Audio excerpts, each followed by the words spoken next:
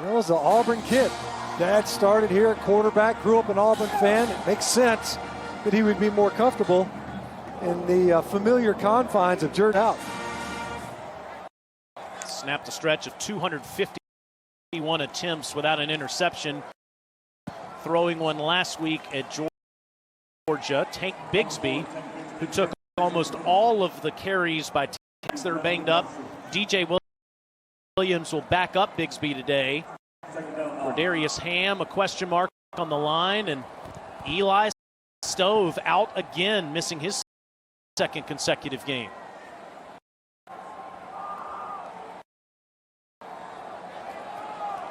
Arkansas defense without three players today. Those linebackers, Bumper Pool and Grant Morgan, give machines.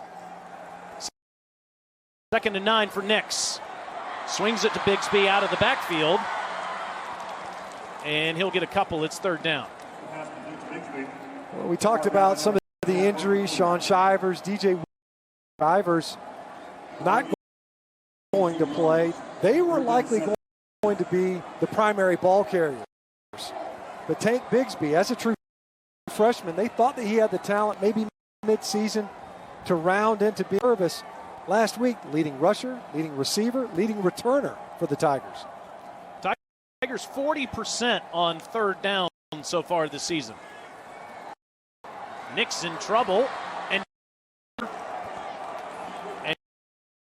as it will be called a sack, it's Eric Gregory with his 2nd of the season. And this has been the issue, and it was something that we hit on earlier.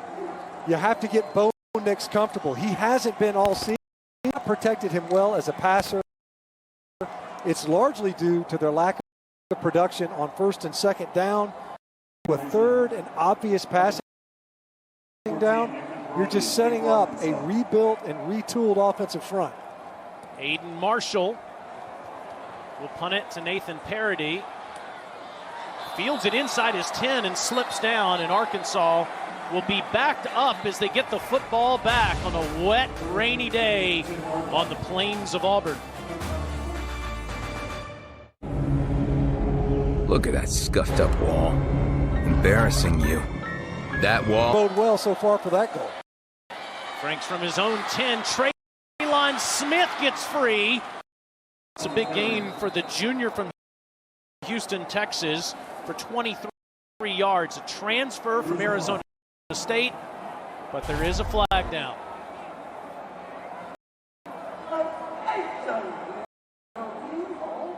Nice hole on the left-hand side of the offensive front. Offense, number 76. It's going to come back because of a holding call. This is the goal. Repeat, 1st down. It's Myron Cunningham. And this is one of the things that we were talking with the coaches, Taylor, and Chad Morris talked about this, that they can't seem to get out of their own way. So watch Cunningham at left tackle, and he's just fitting up, and he ends up just really swallowing Jacoby McClain. But you got to turn loose of it.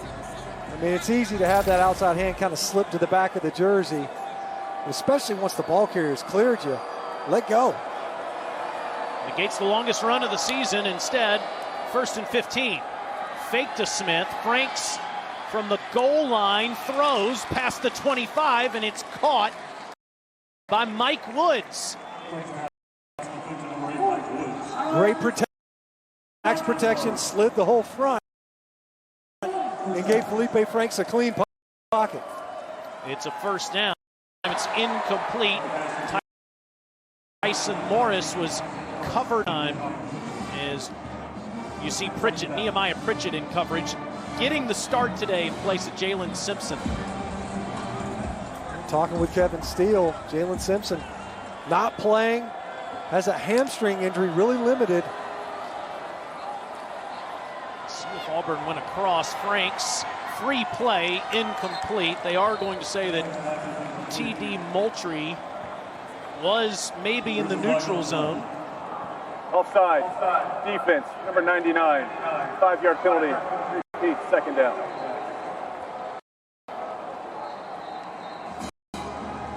Playing at home. Defense gets to look in there at the football. You give them a free play. Smart of Felipe Franks to just air that one out. see if he can't get some free yardage out of the deal. As it is, 2nd and 5. Opens up your playbook if you're Kendall Briles. A huge 2nd down completion to spark this drive. Smith, the lone tailback, with Rakeem Boyd watching at home in Arkansas, and Treylon will get up past the 35-yard line. He is the only active running back that's gotten a carry for the Razorbacks so far this season. Rushing yards last year. And the guys behind Spivey have never run the football, as Smith is bottled up on a 3rd and 2. That's Wooden again. They came in there to make the stop. And we've seen this a lot this year. You know, in an effort to kind of hurry up. You see the offense, they want to snap the ball, and instead, and Wooden finds himself in the backfield. Look at him right now. Smith having to make moves in his own backfield on a 3rd and short. Daquan Newkirk as well, who's been playing some good ball along that Auburn defensive color in the offensive backfield on a short yardage play. It was doomed right at the handoff. And remember, Big Cat Bryant turned his ankle right before the first game against Kentucky. And that's why Newkirk and Wooden are both starting. 2nd punt by Caratan, and it takes a Arkansas bounce inside the 10-yard line. The ball is down to the 8-yard line. There's a flag.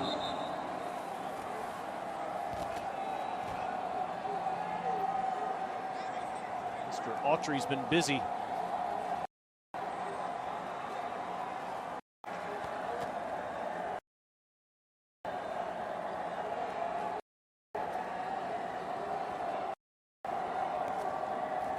Autry's going to communicate with the rest of the officials here to get this right. Illegal formation, kicking team. Not enough players on the line of scrimmage. Illegal substitution, receiving team. 12 players on the field. Those fouls offset, replay, 4th down. Yeah, that was one of those. Everybody at Arkansas with a bad formation. Just can't quite get that right. There's a lot of exotics now. You're working a motion. You can see at the bottom of the screen, too. Auburn trying to sub out late. There's laundry everywhere. And let's just try again, everybody. What do you say? See if you can't punt this football cleanly. We don't have enough, and you guys have too many. That's right. Caratan again. Try to replicate what he just did. This time Tutt with a fair catch. Just how offenses get going on a rainy day in Auburn.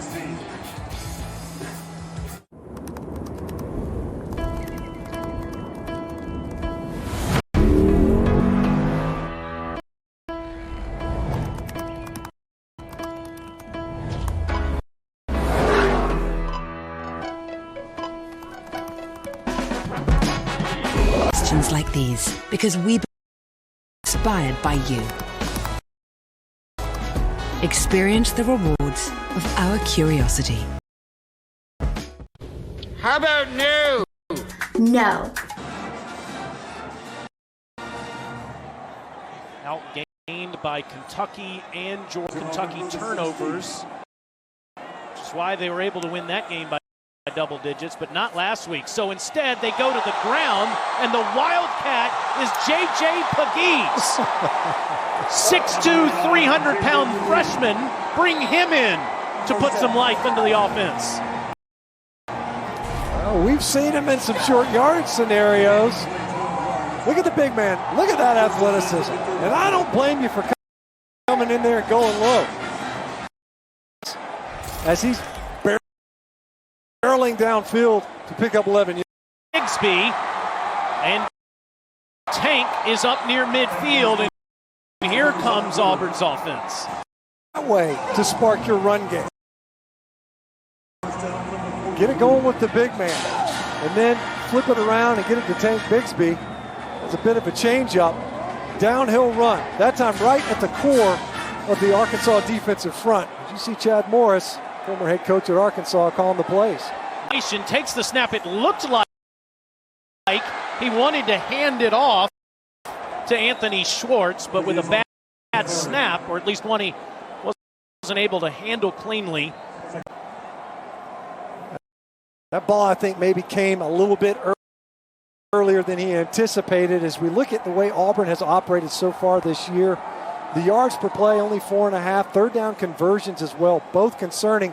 But look at that bottom play selection. 56% of the time, Auburn's been passing the football. 2nd and 9. He's past midfield. Let's go back to the studio. Update on Texas and OU with Laura Rutledge. Yeah, Taylor, Rocket Mortgage studio update here, and this overtime here in the SEC, but they said they're going to probably have to pick his spots, right? You know, how often we're going to see him on the field, knowing what a weapon he has to be in their passing attack. And Schwartz is not able to field that. They say incomplete pass. So Morgan pounced on it. It'll be 3rd down. That's one of the elements. You see Drew Morgan, one of the most active tacklers in the SEC, where Bo Nix just consistently, and you wonder if this was a backwards pass as they try to swing it out there to Schwartz.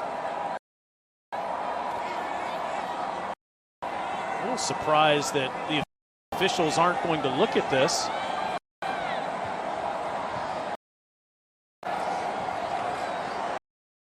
I'll try it again, but it's too far in front of Bigsby.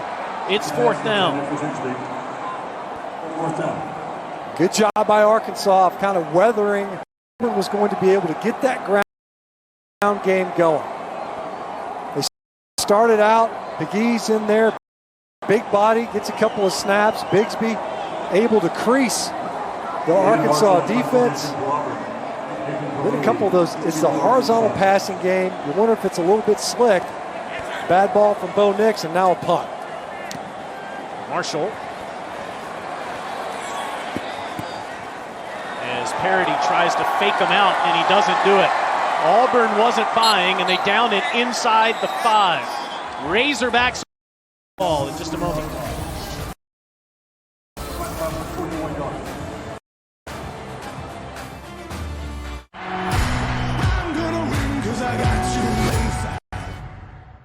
What do you look for when you trade? I want free access to research, access to every player. Knocking off Florida. Mizzou beat LSU. Last week, Arkansas won at Mississippi State to end a 3-year losing streak in the Southeastern Conference.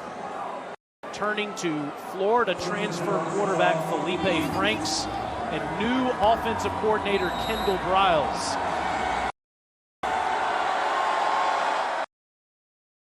Franks backed up inside his own 3 in shotgun.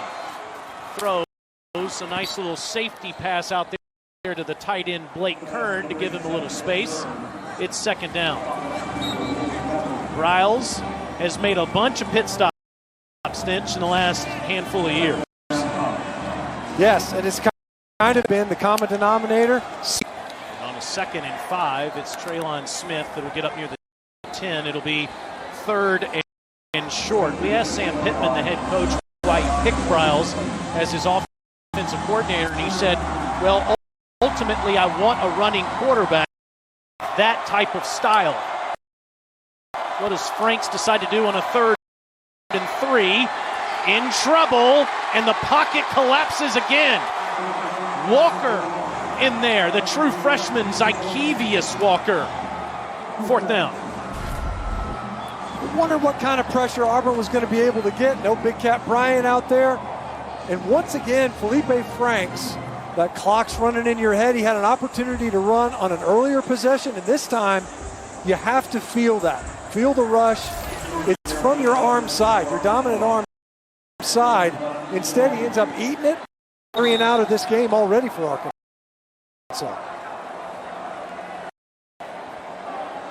Ball start. Offense, number 11. Half the distance to go. Repeat 4th down. I am too, Stench. A little surprised that Franks does not run out of there on those 3rd down situations. Especially 2 years ago, he had 6 of them for the Gators. Caratan, it's blocked! And on the ground, the Tigers get it! Touchdown!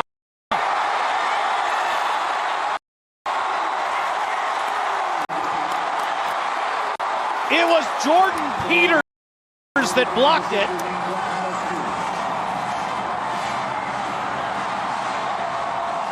And Barton Lester recovered it. And maybe had injury to insult. Caratan holding his hand after a big play, obviously a momentum swinger by Jordan versus Georgia. He's going to get a lot more reps due to the absence of KJ Britt in some of Auburn's defensive sub packages, but it was special teams here that was able to get Auburn on the board. Makes it 7-0 Tigers as they turn to special teams to take the lead. Gus Malzahn said special teams might decide this football, and that's how they get their first score. Came right around that personal protection wall. You see it? There's three big guys right there. Peters just came right around it. Wasn't enough. Gets a nice clean block. Sets up Auburn right there in the end zone. If your offense is struggling, your defense can step up. Your special teams can gain field position, and sometimes they'll just go on ahead and score for you. Saw it on an earlier punt, Taylor, really, where that personal protection wall, it looked like it was awful deep for Arkansas. Almost blocked an earlier punch.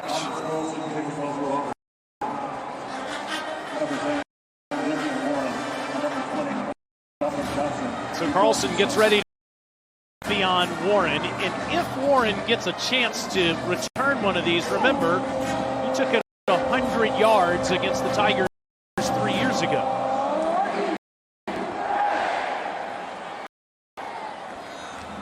He will not, as it goes out of bounds, and it'll be a happening at the State Fair in Dallas, Laura. Oh, it's crazy. AT&T 5G studio update. We got a block party going on here. How about this? All right, Cameron Dicker with the attempt to win it, but it's a block, so Texas not able to get it done. Then on the other side, Oklahoma with the chance to do it in the third overtime, and Gabe Burkage missed.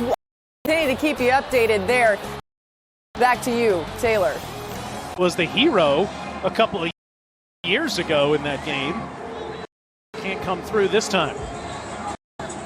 So Arkansas gets it at the 35 after Carlson kicks it out of. Try to get something going for this Razorback offense. The best starting field position they've had since the beginning of the game.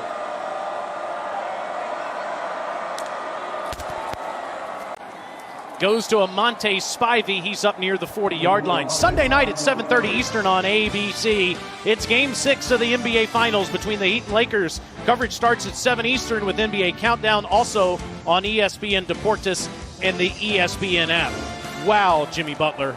Unbelievable last night. Franks keeps it himself. It looks like an Auburn player might have grabbed Franks' face mask, at least gotten away with it. It's third. And it looked like kind of a mutual face massage. Wood might have had his hands up high, and Franks looked like he got a handful of face masks too. Franks has got to get something going on third down. He's flushed out. It's incomplete. Threw into heavy traffic looking for Mike Woods. We talked to Kevin Steele, the defensive coordinator for Auburn. Who's your best? He said Owen Pat Owens and Kobe McLean, and they both came.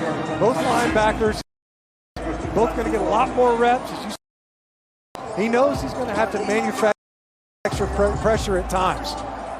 And we've already seen Felipe Franks turn down opportunities to run. That time, he was just trying to stay alive. 0 for 4 are the Razorbacks on fourth down. Another flag is down. Max bounce.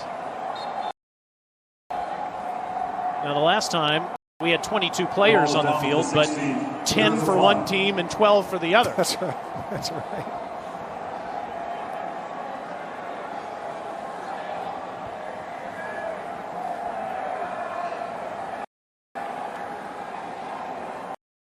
Mr. Autry trying to get everything set.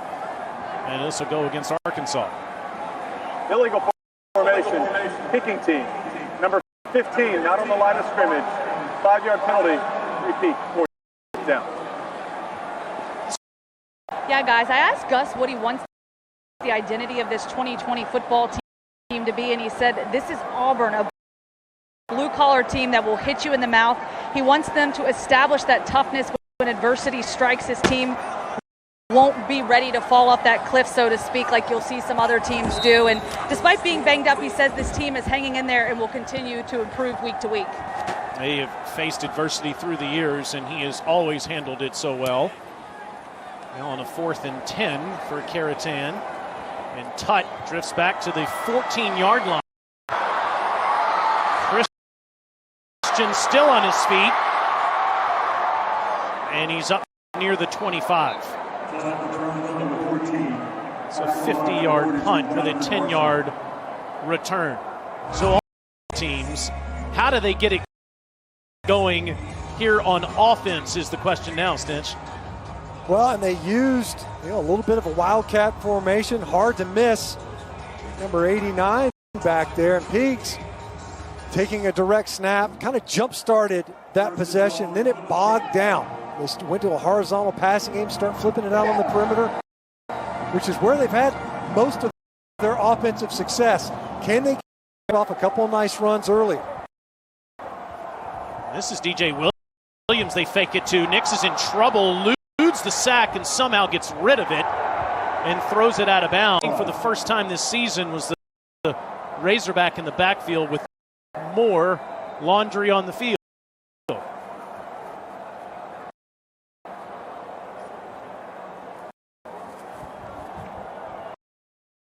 On Seth Williams. You see that sometimes unnecessary too, because you were able to get pressure early on. Bo Nix once again having to move off his platform to try to deliver that football downfield.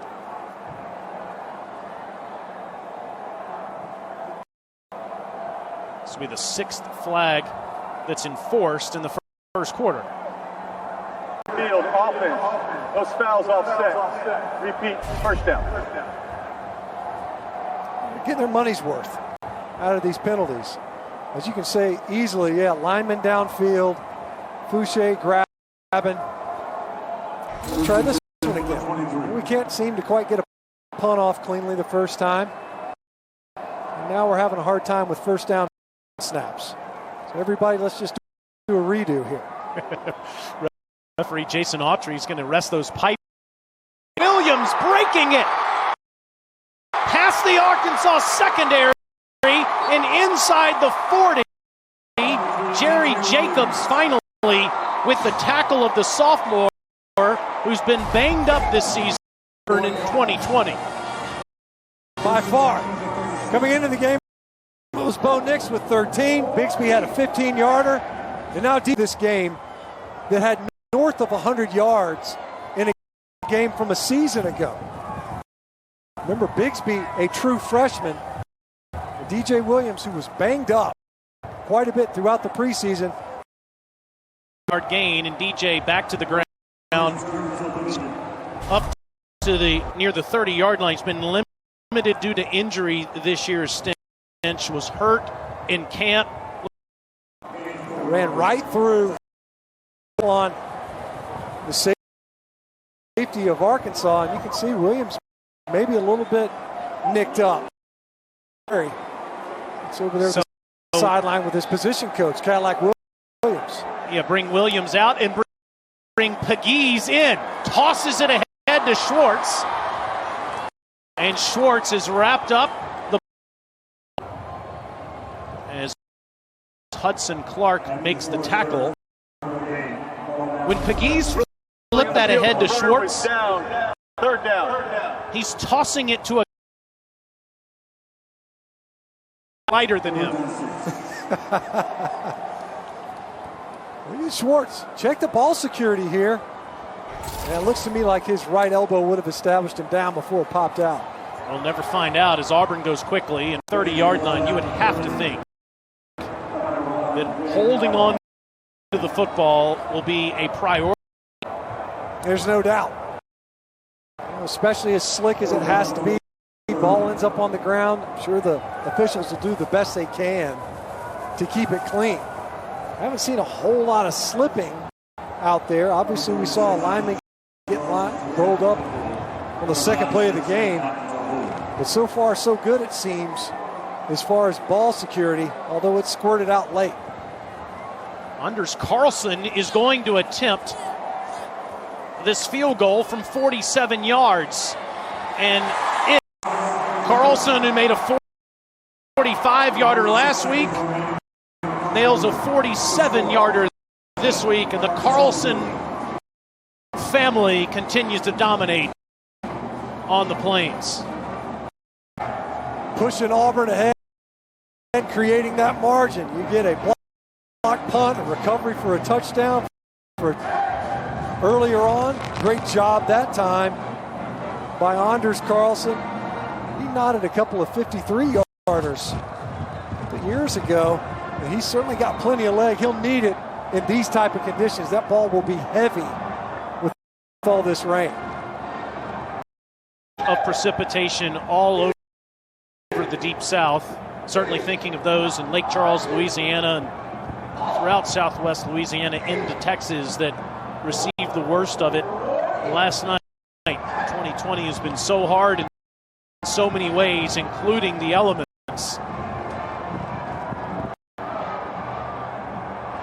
Tigers on top 10-zip on the Razorbacks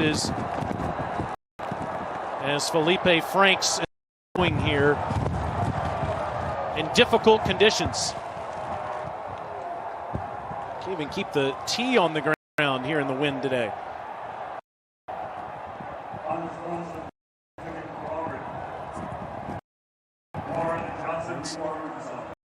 It's Anthony Schwartz who comes in to put his finger on it. He might still be the first one down after holding this kick as fast as he is.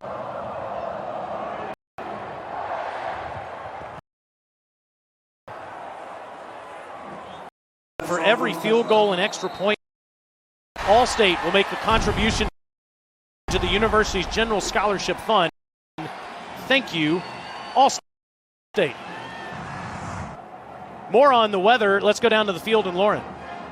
You keep talking about being in the elements. The wind has substantially picked up down here. I'm barely even able to stand up without my hat flying off my head. There's trash blowing around everywhere, and of course, I don't know if the end zone, there's a lot of standing water on the field right now, and so this is certainly definitely going to pose some more challenges, but you know, the Arkansas says they come into this, they're the Hogs, they want to play in this kind of weather, and Gus says they'll adjust. Cantori giving a report out there right now. Traylon Smith past the 20, and it's second down. Nice tackle there by the Ricochet Rabbit, as Kevin Steele calls Zacoby McClain.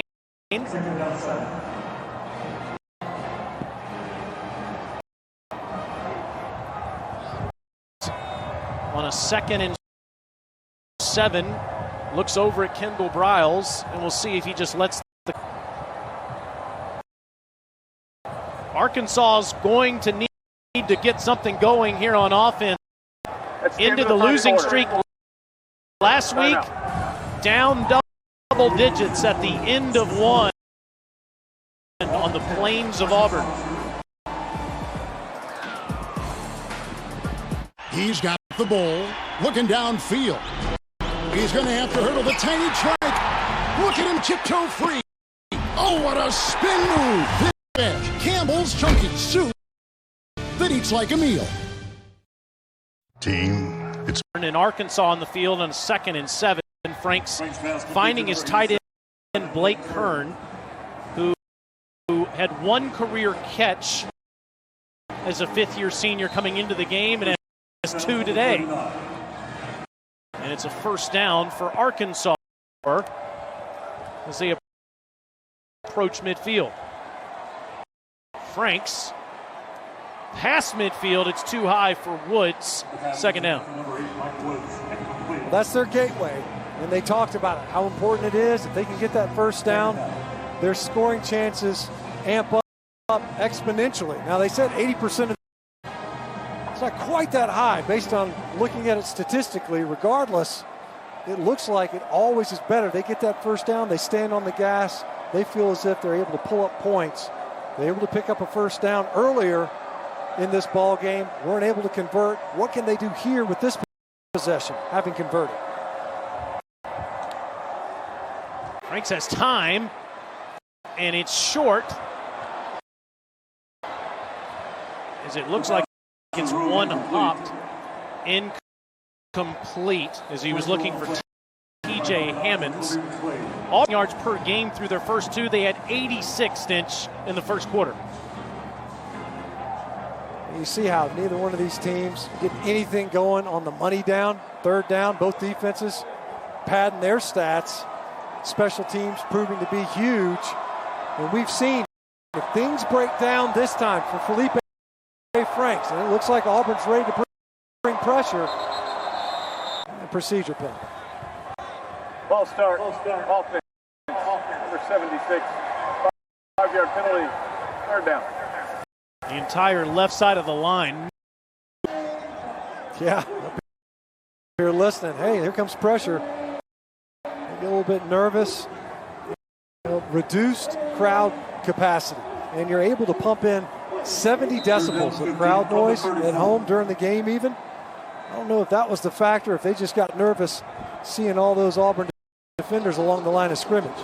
Just 57 total yards for the Razorbacks. Remember, their tailback, Rakeem Boyd's been banged up, had a lower leg injury against Mississippi State. He is back in Fayetteville, did not make the trip. Who's in trouble again, and now he tries to escape and throws on the run, and it's complete to Woods, but he's a couple yards shy of the first down. Well, prior to the penalty, the question was, will Felipe Franks tuck and run? As things have broken down repeatedly for Arkansas up front, Auburn has done an effort to affect the passer. Even if you're not getting Franks on the ground, can you affect his ability to deliver a ball cleanly downfield?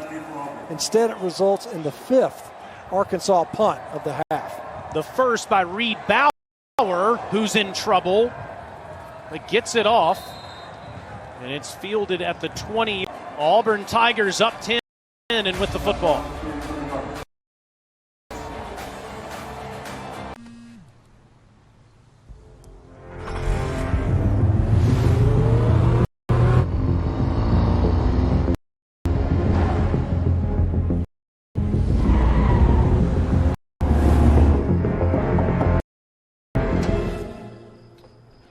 Much. How about you? Are you answering my text in person? I am, yeah. LOL. To Josh Palmer, it's 14-all in Athens. Time winding down in the first half, Taylor. Vols look like they're about ready to compete at the top of the SEC East, giving the Dogs a good win at least so far. Between the hedges here, Auburn's up 10 with the ball. And it's Bigsby staying on his feet. Wherever the students are, the Taco Bell Live My Students section lives. Visit livemystudentsection.com to learn more. Jordan-Hare Stadium is allowed to put about 15,000 people in the stands here today, as you have to limit capacity during this global pandemic, as Tank Bigsby to the ground is past the 40-yard line, staying on his feet out of bounds near midfield. And Lauren, students. Yeah, 11,500 fans here are students. And we talked to Alan Green yesterday, the athletics director here at Auburn, and he said he chose to go with the students because, hey, guess what? You only get 4 years. Maybe, well, unless you're on the long-term plan as a student, you get 4 years to experience a special experience for the fans and for the students here at college in this very unique season that we're embarking on right now. Nix is tackled for a loss in the backfield as Greg Brooks Jr., the nickelback, comes up to make the sack. Before that, true freshman start and 13-yard runs to put Auburn near midfield, but several of their drives, Stinch, have been bogged down about this place. Yeah, around midfield, they start to lose some of the momentum that Gus Malzahn and Chad Morris were coveting when we spoke with them. Missed tackles all over for Arkansas. DJ Williams has the longest run of the day, and he gets near the 40-yard line where Jalen Catalon makes the tackle. It'll be third and short. Running right behind the right side of that offense. We didn't know if he was going to make the start. He's out there now at right tackle. On a 3rd and 2, Williams has the first down near the 36-yard line. It's Bigsby and Williams carrying the mail for Gus Malzahn today, with Sean Shivers still sidelined due to injury. And this is where they've done the best in this game. And when they start pulling, trying to get the ball outside, it's been the stretch zone. The inside has been a very productive downhill run for the Auburn offense. Looks like a little confusion right now. Pegues in there as a block. Runs on this drive, and nothing doing for DJ this time as Catalon comes up again to make. Sau's had some opportunities for some negative yardage places. You see Williams again limping off the field, but Catalon starting to pile up tackles. You don't want to start padding his stat sheet. 5 tackles already facing a run offense. So far, that's where Auburn's been able to do. Get their backs to the second level. 2nd and 10. It's Bigsby now. And Tank is near the 25-yard line. That's another Auburn first down. Speaking of those injuries, Stinch, we have seen so many for both of these teams. We've seen it at the professional level too. All of these players have gotten at every level. I think it's partly that. I think partly maybe even owing to the extended preseason from a time standpoint. You know, you extend it 25 practices over 40 days. But Bigsby's no place to go this time as Eric Gregory, the defensive lineman, clogs up the middle. It'll be 2nd down. Auburn trying to get their ground game going, and they certainly have on this drive on all 8 of their plays. Gus Malzahn said to us yesterday, "We're Auburn. We got to run the ball." And they've done it so far, rushing for over 155 yards here in the first half. And he slips down as Catalon has the tackle. It's a first down. You know, Bigsby doesn't waste a lot of time. And I love how decisive he is as a runner. He's not dancing around in the backfield. At that time, Razorbacks, they're able to get in the backfield. Hayden Henry kind of ran up his back. Bigsby has done a great job of forcing missed tackles and being decisive to the line of scrimmage. First time either dashes in at the goal line. Touchdown.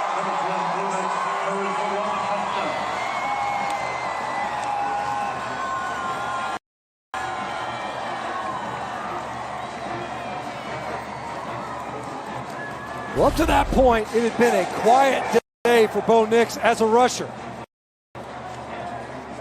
2 carry to get in on the action. In this game, he was the leading rusher from an attempt standpoint for the Auburn Tigers offense. And you just saw, that's part of the reason why Barry Odom, D coordinator for Arkansas, was so concerned with 2 guys, Anthony Schwartz and Bo Nix. Bo Nix, validating that concern on that run. They're just checking upstairs to make sure he wasn't off the goal line, and they have confirmed it. 6 first downs on the drive, 10 runs on a 10-play, 80-yard drive, and Bo Nix has the 7th rushing touchdown of his short career.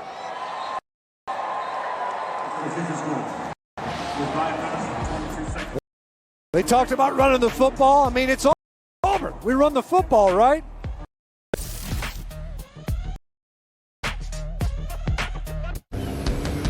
Our great country is just waiting to be explored.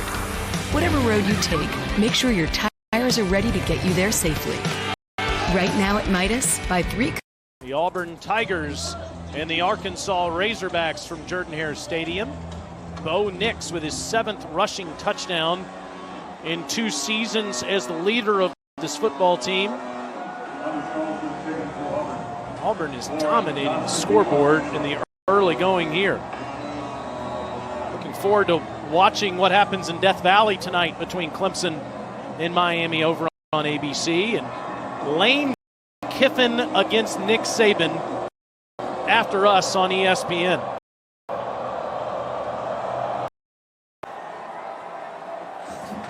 And that one will also go out of bounds. Back to the studio in Laura Rutledge. Hey, Taylor, back in Georgia and Tennessee, this Garantano-Palmer connection working out great for Garantano. And as you can see there, 21-17, Tennessee leading Georgia. Who knows how this game factors into the SEC East overall. Free kick out of bounds, kicking team. Ball be placed at the 35-yard line. First down. How about that over with the Vols and the Georgia Bulldogs. Dogs look so good, Stinch, against these Auburn Tigers. Yeah, you know, you gift a team that's got a lot of momentum, riding that win streak as Tennessee. Stuffed on 4th and 1. Next thing you know, you find yourself in a dogfight at home. With a blocker in front, Traylon Smith able to get a little bit of room, eluding.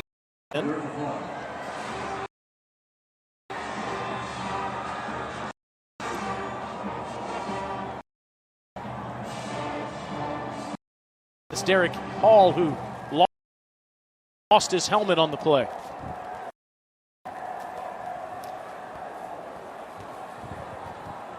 Derek Hall was a guy that Derek Brown pointed out would be the next great pass rusher at Auburn.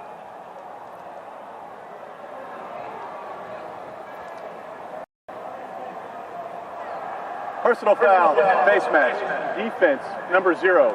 15-yard penalty added to the end of the run, losing his helmet. First down, Arkansas. Owen Papo has been very active for Traylon Smith, who was able to shed that tackle, pick up some extra yards. Number 0 got there quickly. Allows the Razorbacks to cross midfield, trying to get back into this football game. Lots of shifts and movements, and Kendall fake to Smith, throw it quickly to Devion Warren, and Warren's out of bounds, just short of the first down. Warren only had 9 career catches in 3 seasons. Coming into this year, he already has 6.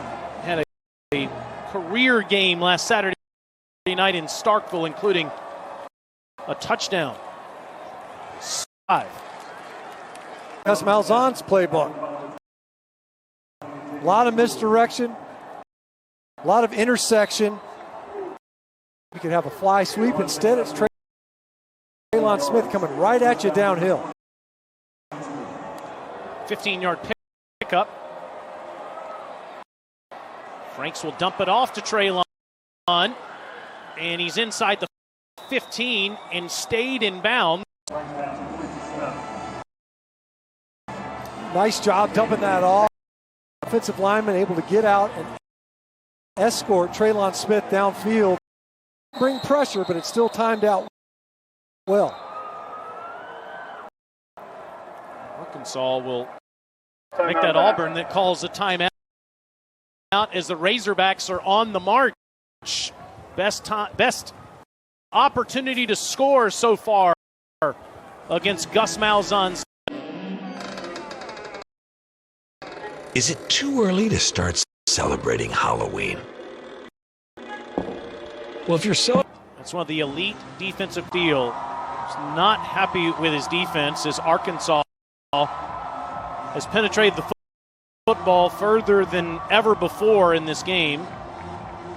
Inside the Auburn 20-yard line. Coach Steele said the lack of reps for a young, inexperienced defensive line is a problem. He said you can play 7-on-7 all you want, Stinch. Even if you haven't had any practice, you can be ready to go. But guys in the trenches need reps. Here's a 2nd and 2. And Felipe will swing it out to Warren. And it's a first down near the 10-yard line. Talked about it right off the top. You don't just replace Derek Brown and Marlon Davidson. Now he knew it would be a challenge for this unit to match the typical production that they usually have defensively here at Auburn. As it is right now, Arkansas doing a great job. By far their best. 54 total yards going into this. Backwards, though, as Traylon Smith eluded the first couple of tacklers, but eventually Colby Wooden was able to wrap him up. Colby Wooden, we've called his name a couple of times already here in this half. Getting a lot more reps, a lot more game time. See a couple of the other faces. Obviously Owen Papo, we mentioned him earlier. These guys have aided without their leader. Number 33, KJ Britt, had hand surgery yesterday. It's a loss of 1. 2nd and goal from the 10. Franks on a direct snap goes inside the 5. Down near the 4. Since you've been clamoring for more of that. Yeah, that time called QB draw all the way, although it looked like instead of setting it up just for a moment, that hesitation, get the second level to move and shift. Regardless, that big body was able to fall forward for yardage. Arkansas's 0 for goal from the 4. Fake to Smith, over the top, touchdown, Mike Woods.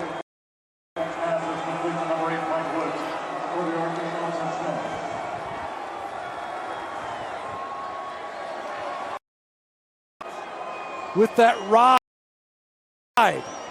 you ride your back, allow those linebackers to pull up, opens up that window for you to just dump it over the line of scrimmage. Franks, a big line. Great job getting it in the end zone, working against one of the better corners in the conference. Uh-oh, he slipped. A.J. Reed did, and he wasn't able to get the extra point off. He had made 65 in a row going back to his days as a Duke Blue Devil. So the score, Arkansas in this game. Mike Woods, Chad Morris prize recruit with the catch, but they can't pay it off on the extra point. Tank Bigsby in the Auburn ground game had to get it going today. 65 yards per game. The first 2 games, 166 in the first half, and we still have over 6 minutes to go. Bigsby's coming out. Tanks past the 30-yard line. Let's go down to Lauren Sisler. Hey guys, obviously Gus not happy about that Arkansas offensive line bitch, and looked at each one of those guys and said, that was all you. That was all you. Let's go. Super fired up, and he talked about that obviously on our call earlier. Find that winning combination on offensive line. No question, as he told us yesterday, there was a huge focus, coordinator and Malzahn getting the ground game going today. As they snap this one just outside the 30, and Nix has it, and they are gashing the Razorbacks on the ground, Stinch. Well, it's the ground game, as you mentioned, and it really took J.J. Peegs to get it going. And Bo Nix getting the ball to Tank Bigsby on a downhill run. Tons of forced missed tackles in this game. DJ Williams getting in on the action. He's a little bit nicked up, so Bo Nix, he decides to take it home himself. They've scored on their last 3 drives. If you include that blocked punt, Right now, Auburn finding ways to get it done on the ground. Now 21 rush attempts. Make it 22 as DJ Williams gets nothing here. It's second down. Chad Morris, who of course was that did not go well. Friend Gus Malzahn, they've known each other since they were coaching in high school, and he's the one calling those rushing plays today. Well, I think part of this too is the special teams score and the fact that the defense has played so well. Arkansas struggling mightily on offense, no scoring pressure. They can stick with the run. And it's a nice open field move by Jay. It was almost emotional. Stinch talking to us yesterday about how proud he was of his form last week and ending that 4-year losing streak in the SEC. Built that program and did the best that he could, obviously. You develop those relationships. Those are kids. All of those guys that he brought to that program. On a 3rd and 5, Tigers, it's incomplete as Nix was looking for Seth Williams for the first time today. Jalen Catalan was in his way. As you mentioned, finally slinging it. You know, what does it look like when they come back to it? And Seth Williams coming all the way across the formation, and Catalan does a great job of jumping the route. Very adept at passes broken up and interceptions, tied with LSU for playing the ball in the air. Will Nix quick kick this in 4th and 5? It certainly looks like that's how he's lined up. Sorry, done it twice, make it now 3 times this year. Trying to pin Arkansas deep, and that will be inside the 20-yard line. Back to the studio and Laura. Hey, Taylor, Georgia trying to score just before halftime in Athens to take a lead over Tennessee. Zamir White on 3rd and goal, trying to try it again, and unfortunately for Georgia, not able to get in there either. So a big stand by Tennessee, 21-17. Tennessee leads on the road at halftime, guys. Kirby said you got to go for it there if you get that close. To continue to monitor between the hedges here, Auburn up 11. Just over 4 minutes to go in the finally got a drive together last time out. Able to get it going, got a couple of runs in there. QB draw. Was able to spark the offense a little bit. Traylon Smith with some nice carries. He'll drift back and air it out. 1-on-1, and it's caught down near the front. He just airmailed that one. And it's who was going to make their way back to the football. Working against it. He just doesn't come back to play the ball quickly enough. And it's Smith to the ground after a 44-yard catch by the 5th-year senior who's waited his turn to be one of the go-to guys for the Razorbacks. What nice play, though, that time by Zacoby McClain on the heels of a big play. Flashes up there from inside linebacker. He's defense to get Smith on the ground. Smith for maybe one more. And it'll be 3rd and long. McClain, they call him the Ricochet Rabbit. That's what Kevin Steele likes to nickname his players. He bounces around, incredibly active. You know, back-to-back plays, steps up with some nice run stops. Franks on 3rd and 8, dumps it off underneath to Smith.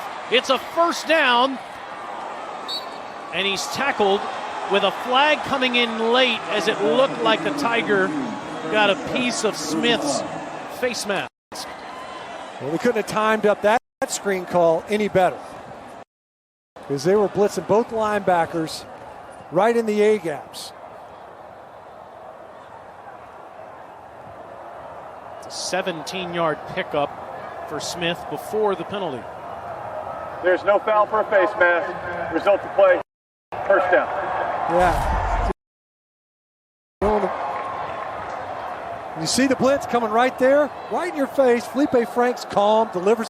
Yeah, just kind of had his arm around, like just below his chin.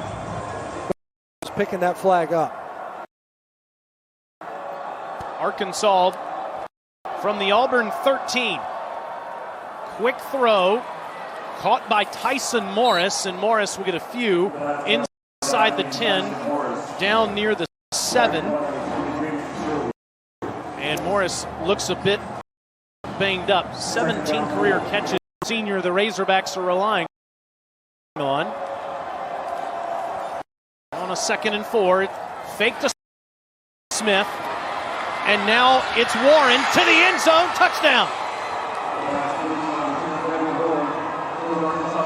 Felipe Franks puts 2 consecutive drives together, game on. About this Devion day last week versus Mississippi State, 100 yards receiving. Catches a great downfield ball. And this is the second time where they flipped it out there to him on a wide receiver screen. Great blocking by Mike Woods, as well as the Razorbacks set up to go for 2. First charge timeout of the half. You do wonder if it's a bit early to chase points. See if Sam Pittman and Kendall Briles change their mind. On the Warren touchdown here, this is 9th catch of the year stint. He only had 9 career catches before this season. Where's he been? Kind of banged up, had a quiet career. He was able to make some plays a couple of years ago, and then just last week kind of became the guy. Treylon Burks had to leave the game early versus Mississippi State. Only got about 12 snaps, and who was going to step up? It was Devion Warren. He's been big in this, the big gainer downfield. And then muscles his way. Coach Pittman and offensive coordinator Kendall Briles elect to keep the offense out there with 2:15 to go in the second quarter.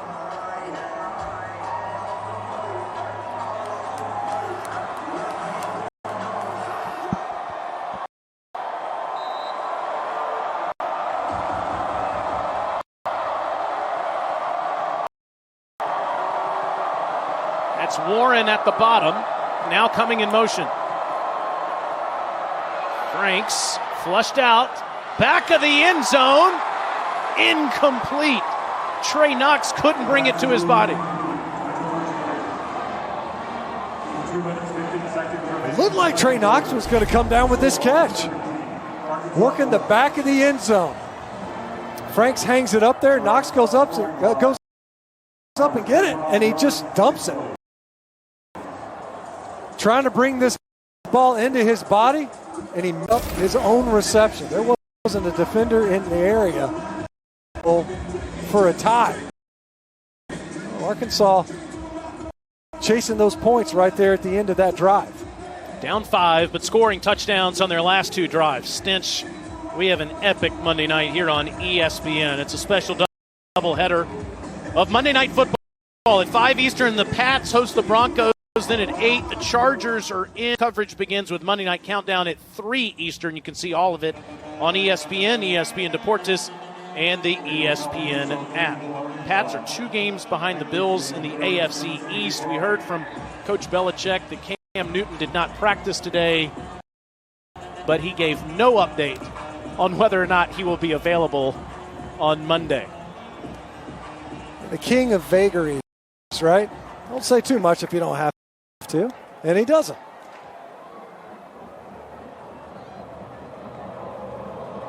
So Auburn up 5. 15 of their last 18 plays have been runs, and these kickers are having all kinds of trouble kicking it between the sidelines. Let's see what's happening at the half. Laura with a preview. Yeah, Taylor, the Lexus halftime report is coming your way. We've had some wild games already. The college football gods are shining down on us. The Aggies upset number 4 Florida, and Missouri upset LSU. We're talking about all that as well as the 4 overtime Red River Showdown. We'll be with you soon. What a wild finish we had in Dallas. 12 is crazy. Offside, kicking team, number 89. That penalty is declined. Free kick out of bounds. Ball be placed at the 35-yard line. First down, Auburn. You know, Stinch, we knew we would have upsets given the lack of practice time, and we've seen it throughout the Big 12, and we're starting to see it in the Southeastern Conference. Arkansas's win in Starkville last week, and how about what's already happened today with wins by A&M over Florida and Mizzou over LSU. Yeah, and what's happening in Athens right now with Tennessee leading Georgia at the half with some nice short yardage and a goal line stop. Tank Bigsby with just over 2 goals gets a little bit of a block from Nix and is inside the 40-yard line. It's a 25-yard pickup for the true freshman. What a run by Bigsby. You saw this earlier. You know, he doesn't look like he's that big, but boy, he forced some missed tackles in this game. Something that Arkansas struggled coming into this contest. Looks like he's bottled up, leading the nation in tackles. Fights off yet another block tackle by Jerry Jacobs. And finally, Grant Morgan on the downfield pursuit. As Bumper Pop leaving the game. He's got a little stinger the way he's holding that arm. He had 20 tackles in the victory against Mississippi State last week. And as now Jerry Jacobs needs some help coming off the field as well. Interesting, both those guys were involved in the missed tackles. Jerry Jacobs will pitch in his giddy up. Meanwhile, Tank Bigsby's over 100 yards for the first time in his Auburn career. Nix wants to go to the air. Wide open is Seth Williams. Stiff arm, first and goal Auburn.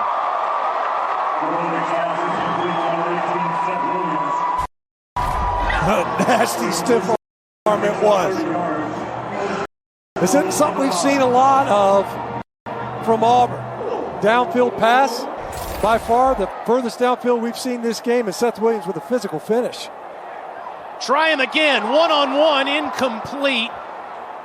No flag comes down as Kari Johnson was able to make this an incompletion, and that doesn't happen very often on a 50-50 ball involving Seth Williams. No, there's a good bit of contact on that play. Kari Johnson, who was beaten on the previous play by Seth Williams and then dumped with the stiff arm. And Williams, who hasn't been targeted much in this game, gets back-to-back looks. And you're right, you don't often see him not come up with those red zone throws. Fake to Bigsby, and Nix keeps it himself, and he'll get inside the 8. Auburn does have 2 timeouts, but they'll let that clock run a bit near halftime. Try to bleed it as much as you can. Looks Seth Williams' way. And Seth instead will come off the field here on this 3rd and goal. That's one of the more underrated receivers in college football. Yes, I mean, you talk about it, probably the dominant receiver not named Kyle Pitts in the conference right now. 3rd and goal, it's Schwartz. And he slips. And Auburn will be forced to bring the field goal team out. Not a huge fan of that play call. We've seen him have some success running downhill. In fact, they're able to see Bo Nix. They're trying to get it to Schwartz, get him a touch. See if you can't capture the edge. Really well played by Grant Morgan. Gets upfield, nothing doing. 41 seconds. Arkansas defense able to come up with a stop on its heels. Big play to Seth Williams. A close one on the red zone throw to big number 18, and then Schwartz just can't. Good job by that defense to deny the end zone. Coach Pittman calls timeout. He wants the football back after this field goal attempt. It'll be a 25-yard attempt for Anders Carlson.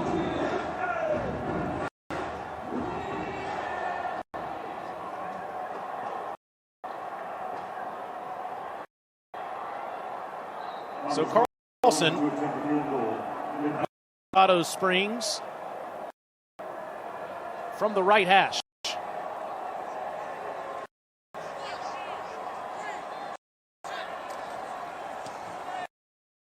Auburn Tigers. Saturday night in Stark Vegas, the Arkansas 20-game losing streak in the SEC evaporated. Recruit, we're going to go do this. Whoever we had on the plane is all we need. Yeah. That's all we need. Now, the next thing I want to say to you is this. This is just the beginning. Yes, sir. Do we believe? Yes, sir. Yes, sir. All right, baby. Good win. Turn that damn juice on.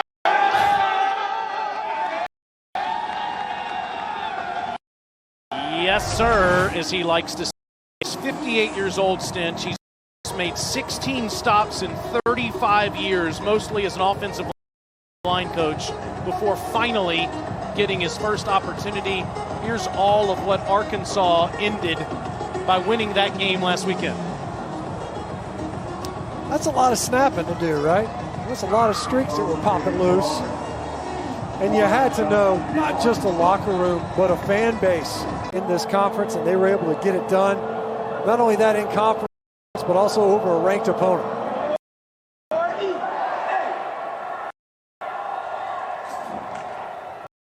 And this one,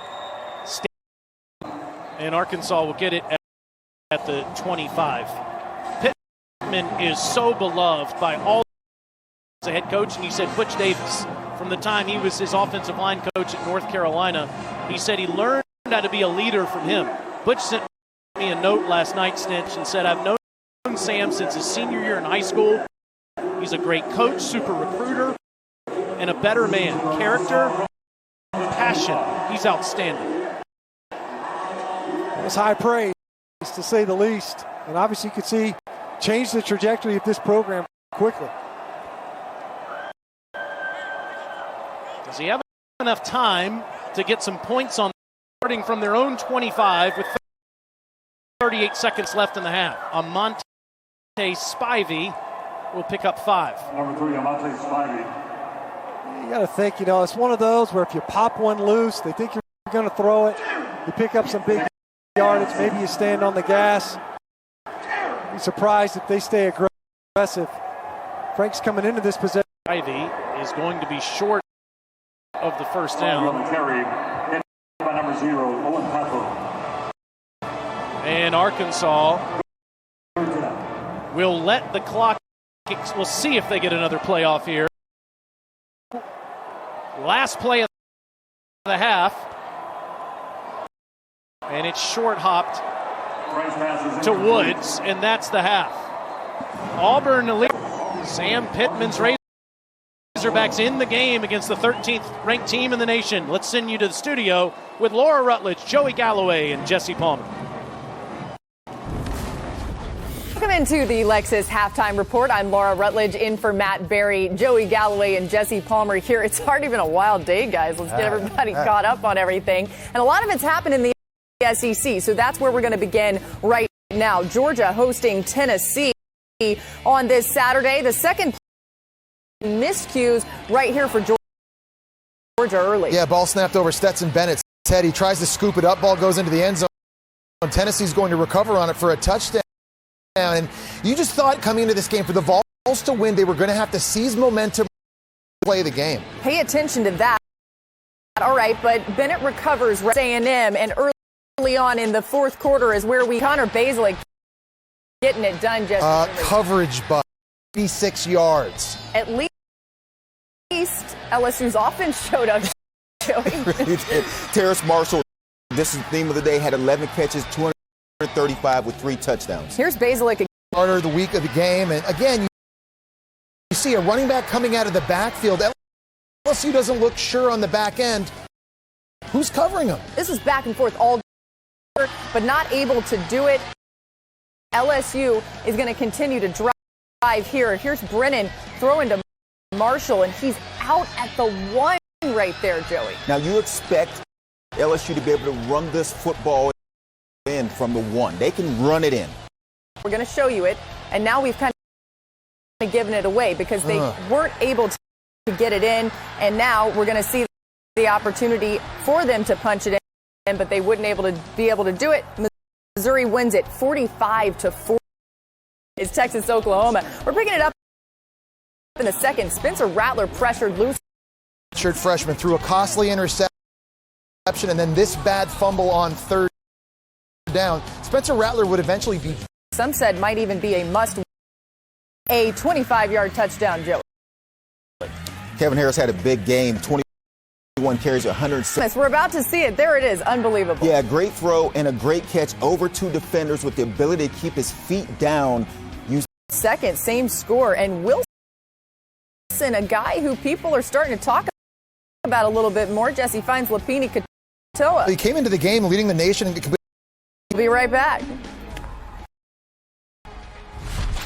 This halftime report is presented by Lexus. ESPN, the Auburn Tigers leading Arkansas 20-12 as we get ready to start the third quarter.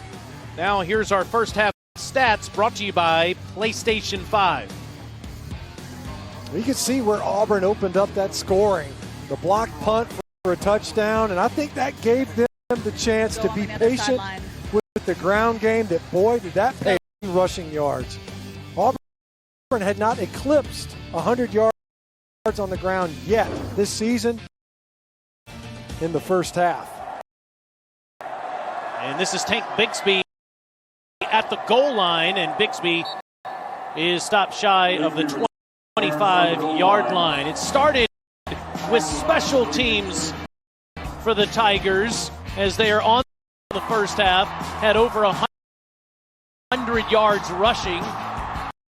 First time he's done that as a true freshman. Nix keeping it himself for his 7th rushing touchdown, but Stinch Felipe Franks got it going in the second quarter. He did. You know, they were largely stagnated throughout the first half. He started 4 of 9, only 62 yards, and finished 8 of 8 for 86 yards and 2 touchdowns before they had that final possession right before half. Took a while for Arkansas to get going. But really the story of the first half was the block punt for a touchdown and then the ground game getting rolling for the Auburn offense. And they get the ball first. As we see Monte Spivey. Yeah. A Razorback on the field.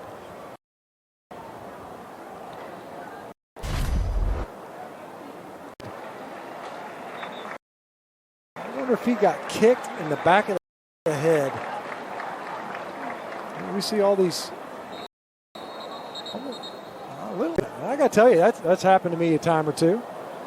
And that's really where you get your eggs scrambled the most. You see some of these big shots, his right shoulder.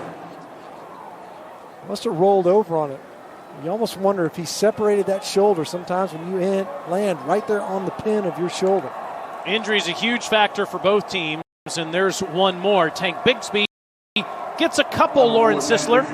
Carries up the middle. On the ground for this Auburn football team. I talked to Gus Malzahn coming out of the locker room, and he said he really likes the way this team is running the football, establishing the run game. The running backs are running effectively, and he feels they can do even more of that here in the second half with the weather now that it's calmed down. There is no rain right now, so that's good news.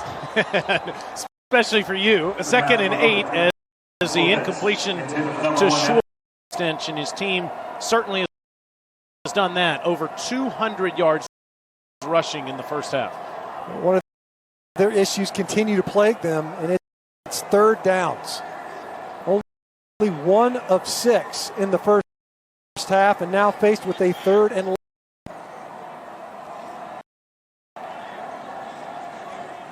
11. He and Anthony Schwartz, and now they tighten their splits just on the SEC logo. Nix, and that's a throw right at the catch at the marker. And then drifted back about a yard shy. Let's check on this spot. He made the catch, but then he retreated. He got a pretty, because he caught that football and then he retreated. It wasn't like his forward progress was stopped and he was knocked backwards. on third down. And Nix goes back Williams' way, but it's a wide throw, second down. Second down.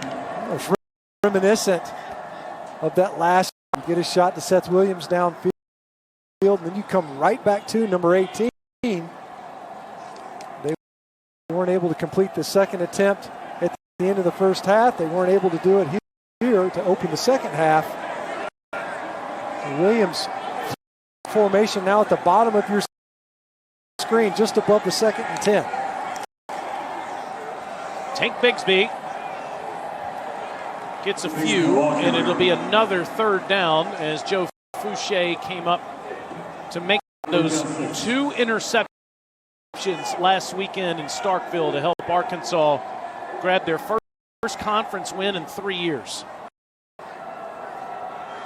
That hasn't been the story of this game. The passing game that has largely powered the Auburn offense and whatever they've been able to generate through 2 games has been on the ground here today. On a 3rd and 6, Nix is flushed out. First down run. Just so debilitating for a defense. And this is the thing that Barry Odom was so concerned about. Bo Nix is a great athlete. You've got a great athlete, a quarterback. You win with the pressure that you want.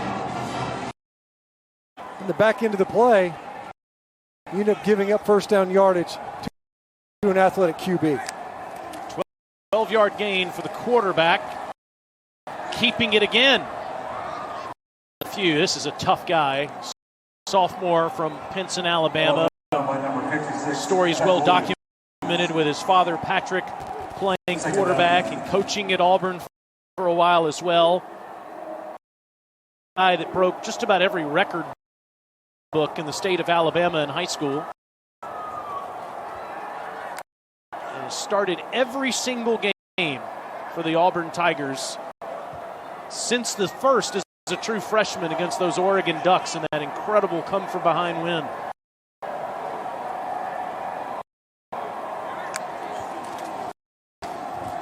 A 2nd and 8. He throws to Schwartz, and Schwartz the speed for a first down.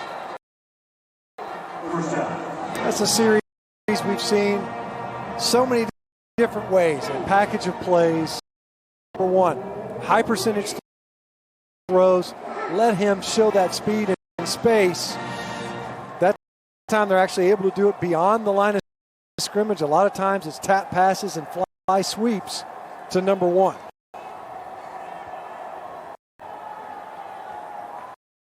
Auburn's been far more deliberate, even though they're able to move the football on this drive. It's big coming tomorrow.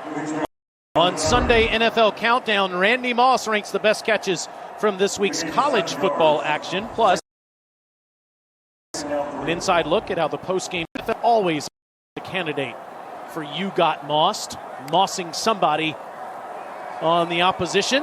Nix under pressure, tries to get rid of it and does, and there's no whistle yet. Now there is. They'll call it incomplete. That time, Jonathan Marshall for Arkansas, they're turning the protection. And he slides right in there. I think he might have been down before he got rid. Nix fights off the initial part of it. I'm not sure he got rid of that ball before his knee was down. Incomplete pass. Third down.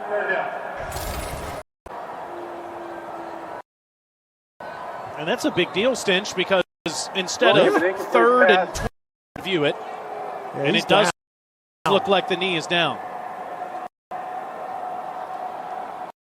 Drive on a 3rd down to Seth Williams. You see his knee down, ball still in Nix's hand. He's trying to get rid of it. I think they're going to end up crediting Jonathan Marshall with a sack on this play. Looks like a pretty good look at it.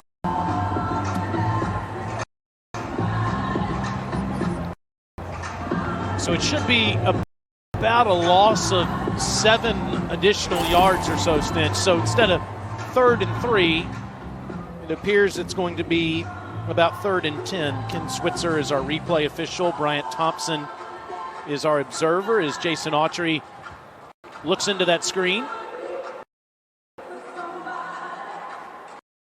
Got the old trash bag on the back end of that sucker. Gives you an idea of what they've been dealing with most of the first half.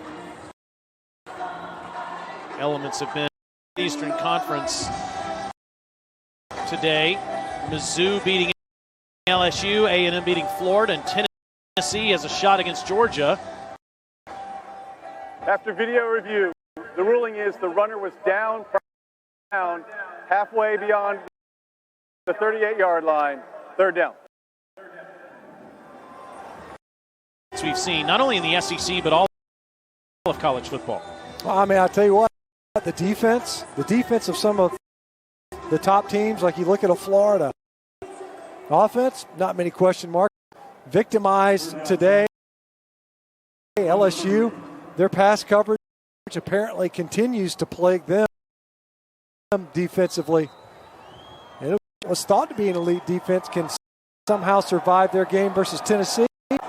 Dogs just took the lead over in Athens. Meanwhile, this is the 11th play of the drive for Auburn on a 3rd down and 10. Nix thought about pumping, but kept the football and got sacked. It's Hayden Henry from the Henry family dynasty in Fayetteville. One of like 12 Henrys that are out there. You get Hayden Henry coming in there, and you had to think, does Barry Odom heat him up? Now that Marshall got in there on the previous sack, and he did it with just 4 rushers, just the down front. That time they heat up Bo Nix. Hunter, of course, the star tight end now for the Chargers. As that one's fair caught at the 5-yard line. Razorbacks have it back, and they're down only 1 score. We'd love some help with laundry. Here's how you do it. Spray and scrub anything with a stain. Soak your nasty jersey. It stinks. Wash the really dirty clothes separately. Remember, hard work builds character. Tide Pods with upgraded 4-in-1 technology unleash a full against his former assistants. The average margin of victory has been 26. Malzahn and Auburn. We beat him last year here on the Plains. Meanwhile, the Razorbacks fighting their way back into this as Traylon Smith gets the first carry of the second half, and they're fighting their way back in thanks to 2 great drives in the second quarter by Felipe Franks. 2nd and 9, another inside handoff, and this is a first down. Like that play design, looked like they were going to try to roll right, just kind of move the pocket for Felipe Franks. And he gives a late hand leaning one way and then use their pursuit against him. 14-yard gain by Smith. See if that sparks this Arkansas possession. Again, it's Smith. And again, it's a big. Wow, what push by that Arkansas offensive front. It was almost like the Auburn D-line was retreating. Look at this. Hat on a hat.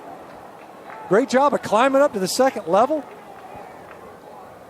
That was good looking from an offensive perspective, and concerning, as you see there, Daquan Newkirk, who has been playing good ball. He has missed the previous 2 seasons.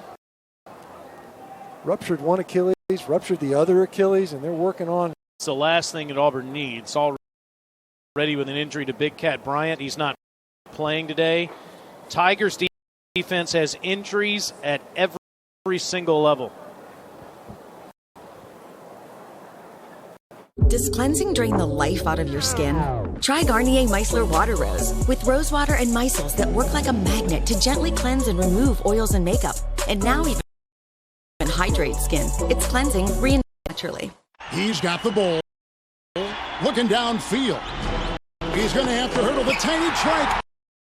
Look at him him tiptoe free. Oh, what a spin move. This jam, Campbell's chunky soup that eats like a meal. Team, it's been a grind, but I think I've aged you well. Some might say perfect. Who's ready to show them who's the cheesiest? I woke up feeling the cheesiest, coach. Didn't look good in live play. Viced between the ground and like the left knee of Dalton Wagner. He just goes down hard. But he's walking it off on the side to battle through injury before. He's found his way onto the field. Kevin Steele said he's getting some really good reps out of number 44. Now Zykevius Walker, it looks like, subbing in the Newkirk. A true freshman asked to come in and spell Newkirk, already without Big Cat Bryant on the line. KJ Britt, their best linebacker, had thumb surgery yesterday, will be out a few weeks. And they're missing Jalen Simpson in the secondary.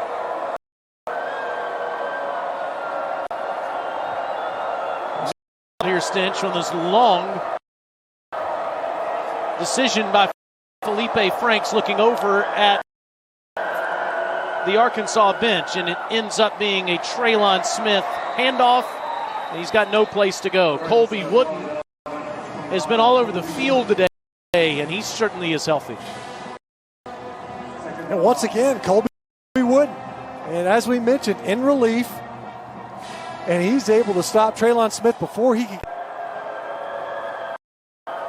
Pickup of one. Franks looked confused there, and Smith bails him out again with a couple of first down runs and now a first down catch.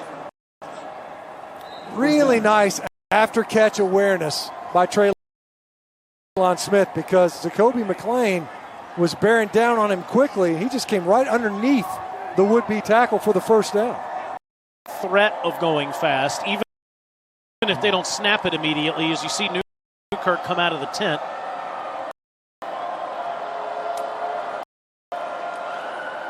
And side of Trey Knox, incomplete.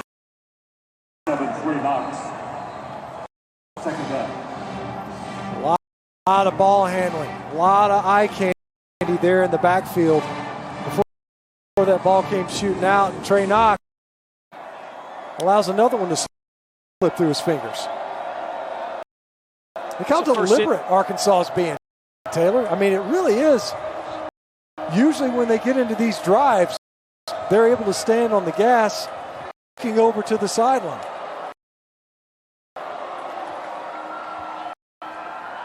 Franks will take off and dive ahead for a few. That incompletion on the play before was, he has really turned it on since the start of the second quarter. Really just trying to salvage that play. He's going to try to stab a slant in there. A defender was underneath it. And instead, so far, third downs continue to plague the Razorback offense. Only 2 of 8.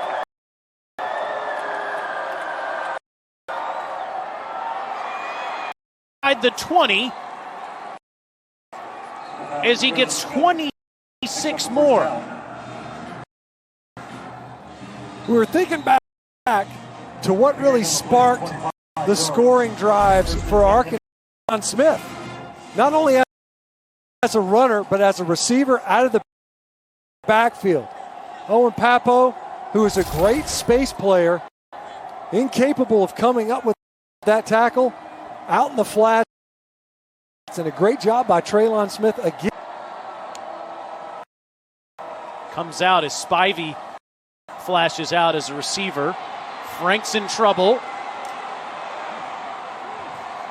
How in the world did he make something out of nothing on that play to get a few? It'll be second down. Going in. He is. How good has Traylon Smith been on this drive, Stinch? 29 yards rushing, 35 yards. I mean, he has been the nerve center of their offensive pranks. You know, afforded time, able to look downfield. That time, Traylon Smith wasn't on the field with him. Amante Spivey had motion to an empty backfield. Fake to Spivey. This is Blake Kern. First and goal, Arkansas. Pass to number 87, Blake Kern. Arkansas offense. Marching the football down. The defense comes out. They get a stop. Now the 11th play. And as we mentioned, this isn't just a tempo thing. They're not catching Auburn on their heels. This is more set-piece offense. They're getting set, looking to the sidelines, trying to dial in the right play. Hammonds, and Hammonds is going to lose big yardage, but a flag comes in. Ball so well. Gets upfield, makes Hammond bubble this run. Lose yards, and he gets a handful of face masks. What could have been a huge play for this Auburn defense that's just leaking yards all the way down the field. Of course, Hammond would have been a loss of 8. Now you're going to get a fresh set of downs. T.D. Moultrie can't believe it. Personal foul, face mask, defense, number 99. The penalty is half the distance from the previous spot with an automatic first down. There's no doubt. I mean, that could have easily. So you're talking about an offense, they found pace or tempo offense, but they were marching. And then you get that big negative yardage play to get them off schedule and behind them down in distance, and instead, first and goal. It went from well played to the personal foul and the fresh set as you got an offense that's just banging down your door. It would have been second and goal from the 6-4.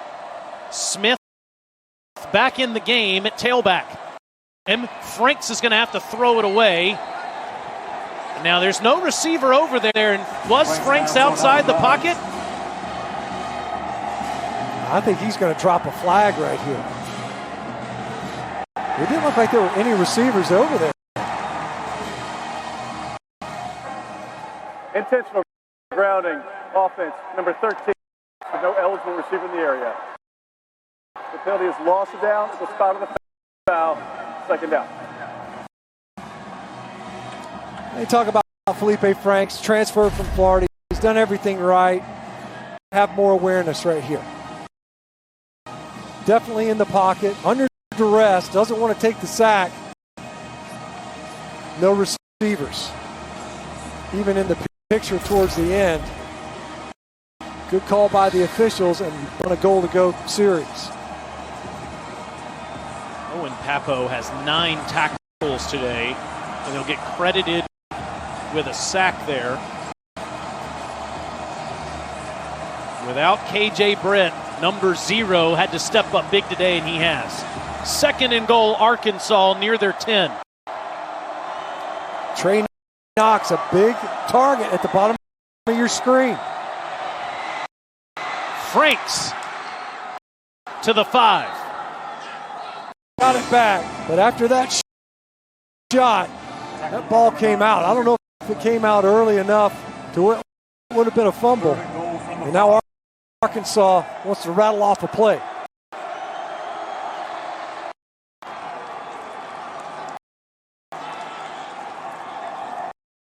The pass complete to number 22. Rakeem Boyd did not make the trip from Fayetteville today, and this guy has stepped up. They brought Owen Papo off the edge. McCrary, he's just got eyes on the quarterback for Auburn. Couldn't get there in time. Put it right on Traylon Smith's hip, and a fitting end to that drive, frankly, because it was 22 that got him down there close. On their second 2-point attempt of the game. Well, they missed the first extra point as A.J. Reed wasn't able to get the kickoff. They went for 2 in the second quarter. Now they're asking for the play clock to be reset. Timeout, Arkansas. First charge timeout of the half. A little surprise there. Was a confused from a personnel standpoint because Daquan Newkirk was subbing onto the field. He was still standing on the Arkansas side of the line of scrimmage. They were not organized from a personnel standpoint. Instead, Arkansas with an opportunity to knot up the score here in the third quarter. What an impressive drive, though. He's Traylon Smith having himself a night. 69 rushing yards, 64 receiving yards on that 13-play scoring drive. It's a guy that was forgotten about at Arizona State. Only 12 carries and seasons there. Transferred to Arkansas. Sat out last year. Chad Morris is the guy that brought him to Fayetteville. Redshirted last season. And now has been pressed into. That should be a great one tonight. Miami, Clemson, Stench, and Alabama, Ole Miss coming up after we're done here. Yeah, how about that one? In Miami, at Auburn, and Rhett Lashley, who has really rejuvenated the Hurricane offensive attack.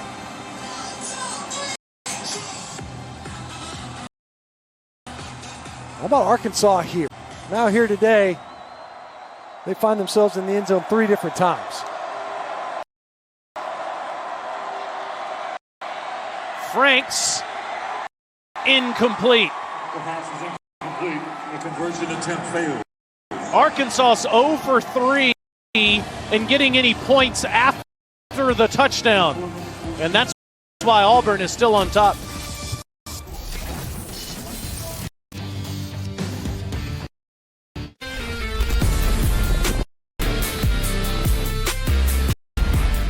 Congratulations. Welcome to the AF. Nightcap, but I don't know if I see that one happening. It's a pretty sporty defense for Clemson. Bigsby is past the 25-yard line, still on his feet. Past the 35-yard studio update.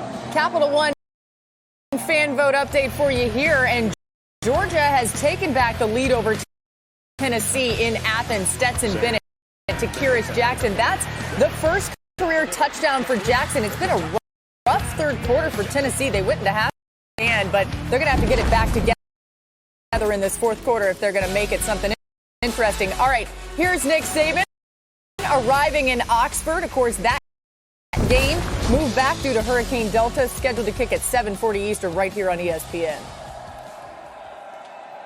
So that's up next after this one. Anthony Schwartz with a nice catch. Auburn first down. This was a 17-0 lead for the Tigers at one point, Stench, and suddenly it's a 2-point game. Yeah, were it not for the point-after attempt adventures of the Arkansas Razorbacks, we're talking about a team that should be trailing the Razorbacks here at home. On a 1st and 10, that's Bigsby falling down, and he's going to lose yardage. You can always play the shoulda, woulda, coulda game, especially when it doesn't work. But if he kicks the extra point, Sam Pittman, when he's down 17-12. And you have to think about, looking back, does he change that strategy? As it is, the only hope that he can have now here in the second half that they can play their back play, their last possessions. They've got the momentum on their side. 2nd and 11. Nix has a wide open Schwartz. The pass complete to number 1, Anthony Schwartz. Back-to-back shots to Anthony Schwartz. One was this time hits him, lines up on the outside of the formation, right down the sideline. 25-yard pickup. Now DJ Williams goes to the ground and gets a couple. You said, Stench, going into this game, you thought that Schwartz would have a chance last week against Georgia with Eli Stove injured and not playing, and Seth Williams a bit banged up. They're relying on the junior from Florida. You want to give him as many touches as you can and give him an opportunity. Now it's been more beyond the line of scrimmage look. That's Bigsby behind the line of scrimmage, and he'll get to the 26-yard line. It'll be third down. We've seen this from Auburn before. They get a couple of, but then a nice tackle in space by the Arkansas 3rd and 5+, not a comfort zone. Can Bo Nix, if he gets pressure, escape the pocket? They're in Carlson territory, but they want to keep the drive going. 3rd and 6, Nix flushed out inside the 20-yard line by Schwartz. Well, he got the pressure, and he ends up having to flush deeper because of his speed. You're going to get that respect. And you see him coming back to the football for his quarterback. Saw him under duress, give him a target. If you're along that boundary, run back to your QB. What an amazing improvisation by both those two Tigers. 7 catches, 76 yards for Schwartz, and new life for Auburn on 1st and 10 in the red zone inside the 15. Fouché there on the tackle. Well, he's become the Traylon Smith of the Auburn Tiger offense. Find a way to get it to number 1. Arkansas did too. The two people, the two names that came out of Barry Odom's mouth. We talk about what there was the speed of Anthony Schwartz and Bo Nix's ability to extend plays. We've seen that already on this drive hurt the Razorback defense. Approaching the end of the third quarter, it's Bigsby. And a flag comes in inside the 10-yard line.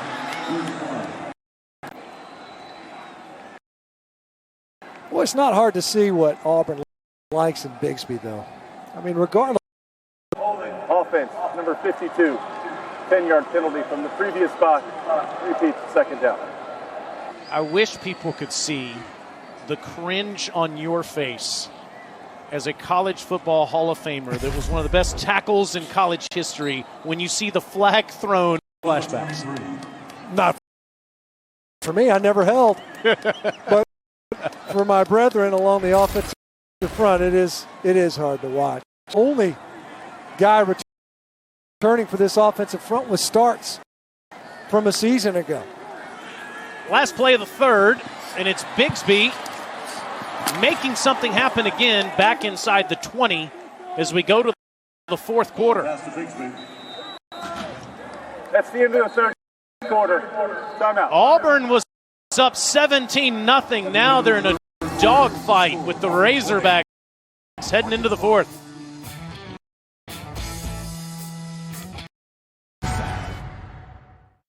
Team, it's been a grind, but I think I've aged you well. Some might say perfect. Who's ready to show 'em who's the cheesiest? I woke up feeling the cheesiest, coach. Cheez-It, official sponsor of the college. On ESPN. Taylor Zarzer, Matt Stinchcomb, and Lauren Sisler getting ready for the fourth quarter on the Plains in a tight one. Auburn blocked a punt for the first pick in every way. Felipe Franks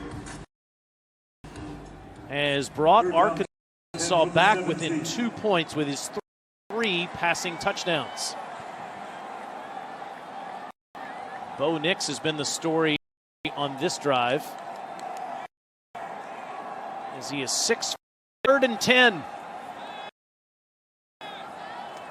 And he throws a light inside the 5.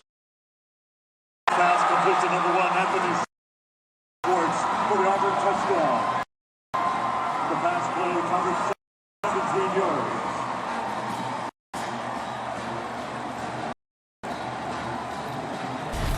Just like the Arkansas drive, ending with Traylon Smith, it was fitting. Anthony Schwartz did most of the work to get Auburn down the field. He should have that opportunity to get him in the end zone. 7 for 7 72 yards, and Schwartz had 5 catches, 56 of those 72 yards. And Carlson's extra point is good. Bo Nix has completed 9 of them that Anthony Schwartz. And the Tigers have some breathing room on the Plains.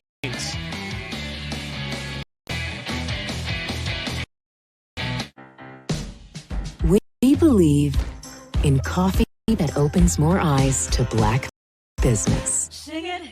Make believe made for everyone. A wave of confidence.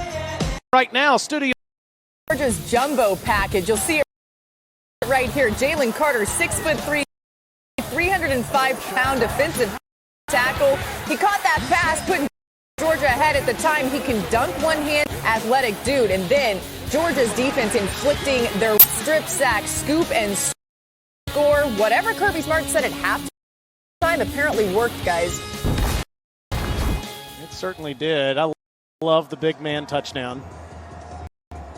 I do too, but it bothers me when they bring the defensive line guys. Never called Stinchcomb's number. Franks takes off. How about the Auburn D today, Stinch? Owen Papo has been terrific with now 10 tackles in the game, and they're doing it without KJ Britt. Yeah, had to step up. He and Jacoby McLean, all of them playing in relief, so to speak. Those guys were playing up their game without Britt patrolling the middle of the defense. Franks on 2nd and 7 as a wide open receiver into Auburn territory. Well, they had Derek Hall follow Kern on the return motion when he went to the left of the formation and back. But then Hall blitz. And Smoke Monday, Jamie and inside the 20 goes Mike Woods as Arkansas is in the red zone again. 18 more after Kern got 35. Saw once again marching 3 straight drives if you take away that end of half sequence. Franks feeling it. Good coverage down there by Nehemiah Pritchett. We talked about Pritchett in relief of Jalen Simpson. A lot of contact. Head around. Davion Warren incapable of fighting his way back to that football. Definitely letting them play. Franks has 3 touchdown passes today. Guiding Arkansas down the field for long scoring drives. Trying to do it again. Traylon Smith bouncing off a tackler. Franks blocking. And Jamie and Sherwood tackles Smith all the way to the bench. Really drop into coverage instead. Smith had to bounce out wide, and as you mentioned, Frank's having to throw a block. On 3rd and 8, a shuffle pass ahead, and it's going to be a first down inside the 5. What a play by Franks. Traylon Smith just disappears. Right in the middle. Look at him get lost in the right up there to him. Heads up play. And a great job by Myron Cunningham trying back to the end zone. 1st and goal from the Auburn 4. Franks laterals it, and it's incomplete to John David White. 2nd down. Well, he was trying to get the ball to Blake Kern. Just trying to slip the tight end into the end zone. He was well covered. Then Felipe Franks was trying to make something happen there. What's this ball? Pass. We saw one earlier when Auburn had the football, it looked like it was nearly backwards, and instead, as you see Franks heading over to the sideline. And how about this? Arkansas goes to the bench and brings in Malik Hornsby. And Hornsby, no place to go, third down. Malik Hornsby had not played any this year, Stench, a true freshman from Missouri City, Texas, and he's staying on the field. And now on third down, Hornsby tackled at the 4. Frankly, the Malik Hornsby gets back-to-back snaps.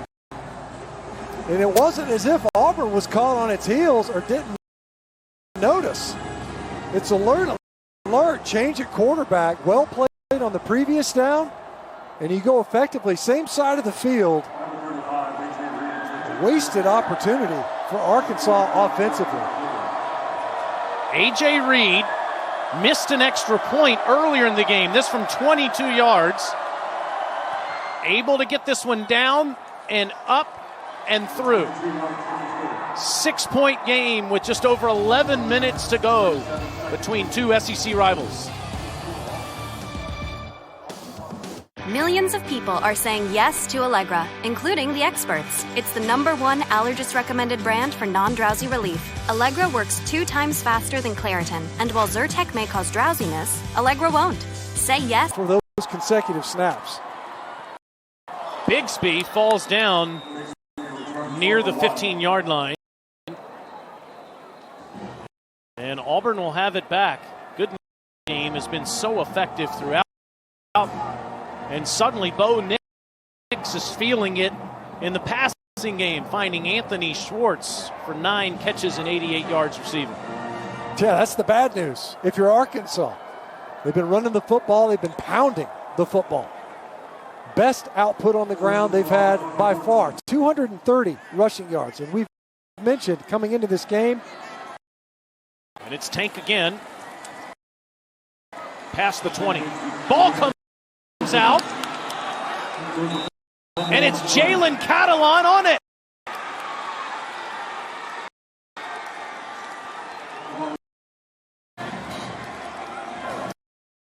Jalen Catalon. Early on the field is a fumble recovered by the defense. First down, Arkansas. Has been exceptionally busy today. That's not a good thing when the team's, and I don't know. Look at that left elbow. Is the ball already coming out before Bigsby's left elbow would have established him down? 11 tackles, a pass broken up. The fumble is under video review. And potentially a fumble recovery for Jalen Catalon. The umpire's kind of blocking our view at that look. You can see Bigsby saying, I'm down, I'm down. Is this ball coming out before his left elbow touches the turf? That's really hard to tell if he's lost control of that football already. It almost looks like Alec Jackson, who's trying to push his teammate. See, Alec Jackson's right elbow was what ultimately popped it clean loose. Was it already coming out? Remember, it was ruled a fumble on the field, and it needs to be indisputable that it was not, and that Bigsby was already down. And to your point, I think the left elbow is the most important thing here. And Campbell does. He's just trying to fall on top of Bigsby, and he pushes this football out. And it almost, it's hard to tell. It almost looked like the ball was coming out earlier. Right there. That's a whole lot of ball. I mean, you don't really see a glove or anything on it. Hard to tell that it wasn't coming out early.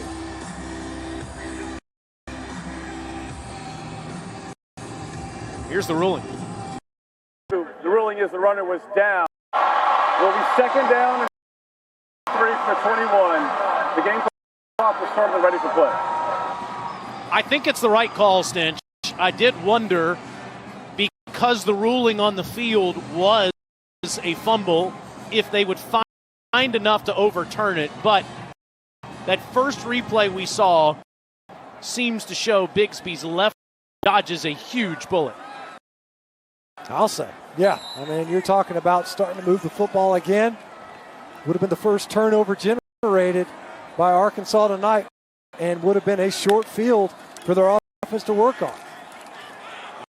Back to the air, and it's Williams. It's incomplete. He had Hudson Clark all over it.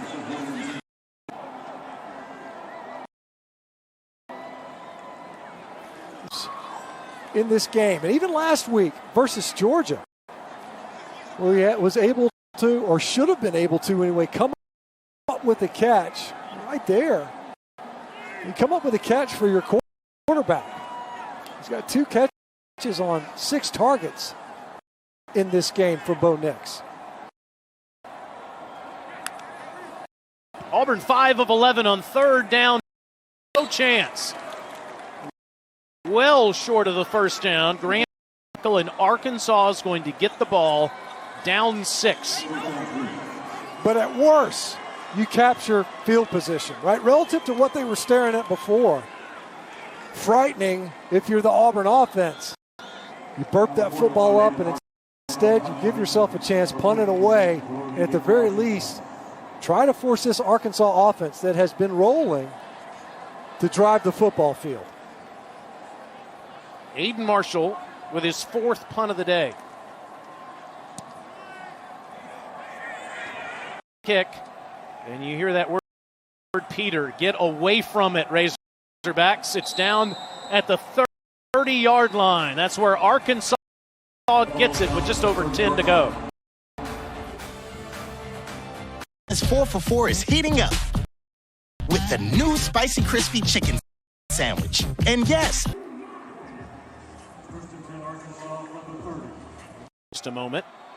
Arkansas started with 3 and outs on 3 of their first 4 drives, have been outstanding since, moving the ball at will against Auburn. Franks, nothing doing down at the 30-yard line. Is Jamian Sherwood with the tackle. Sam Pittman said, what sparked the offense? Well, the receivers started getting open. We saw early on in this game, part of the reason why they were going 3 and out. Nowhere to go with the ball on 3rd down. Traylon Smith gets a few. Smith over 70 yards rushing and 70 yards receiving. Piece of Rakeem Boyd, who did not make the trip to Auburn, out with an injury. Arkansas has now run 60 offensive snaps, but they've had opportunities to go faster, and they have been far more deliberate in their pacing the entire half. On 3rd and 7, Franks. Stinch, you were wondering why he didn't do this early in the game. He's doing it late. Part of the reason why Sam Pittman wants a mobile quarterback. He knew that they had issues up front. Although the protection on the previous snap was outstanding, he knew that it was going to be difficult to go through a season, even pre-COVID. With this offensive front, a quarterback can make you right.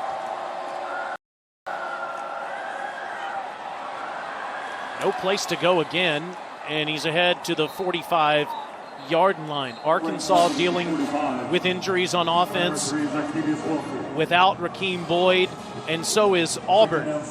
As you see, another Tiger, Zykevius Walker. Remember, he's in the game in place of Daquan Newkirk, who left with a knee injury. And Newkirk is back on the field. Smith, 6 of Auburn for another first down. We talk about Tank Bigsby breaking tackles, and now Traylon Smith. We're getting later in the ball game. He's been able to run through a couple of these arm tackles of Auburn, and they're getting thinner as each one of their defenders leaves the game. Lou Kirk stays in for another snap up front. Franks, maybe a yard. Tyrone Truesdell, haven't called his name much today. Interior lineman for Auburn playing the whole way. He's more of a plugger. He's going to occupy blockers. A guy who's really physical at the point. Not a great pass rusher. Can collapse the pocket. But he's one of those guys, got a lot of reps last year when they had Davidson and Brown in the middle of the defensive line. Smith out, Spivey in. Free play for Arkansas as Auburn's offsides. And it's batted away. Second time today that Auburn has jumped offsides. Offside, defense, number 94, 5-yard penalty, second down. Snap's a little delayed on that clap. So they pick up the 5 yards after taking that shot downfield. Pass to Davion Warren. Earlier downfield, we haven't seen Arkansas capable of pushing it in their vertical passing game. And I'm really missing Treylon Burks, who, as we mentioned, left the game injured versus Mississippi State early last week. It's the handoff to Spivey, no chance. Wrapped up by Smoke Monday. Great trigger by Smoke Monday. He's right there in the box. Spivey stopped. Looked like Spivey was going to release on a route. Instead, Monday triggers, sees that delayed draw. 3rd and 6 for Franks. Under trouble, duress again. No place to go with the ball, and he just scampers ahead to the 42-yard line. Auburn has lived in the Arkansas backfield on this drive. We've already talked about no Jalen Simpson in there for Auburn, the hamstring being out, Nehemiah Pritchard. In the secondary, just blanketing the Arkansas receivers. Nowhere to go with this football. Kind of no man's land here, Stench. With 6 minutes to go, just outside the 40-yard line. Arkansas 0 for 2 on 4th on the season. Mike Woods at the top of your screen. It's been a relatively quiet game for him as well. And Arkansas going to take the timeout. Timeout, Arkansas. Their second charge timeout of the half. Okay, this gives us a chance to take a look at the Aflac trivia question. This guy throwing out there? SEC history? About Tulane. I like where your head's at, but it's not the green wave. It's the purple Tigers. Doggone it. I knew it was going to be like a primary color of some kind involved. It wasn't the green wave, it was a purple tiger. The Sewanee Tigers. Smith. And it's a first down to the 30-yard line to Woods. Got 6 catches coming into this game. He was lined up in the slot.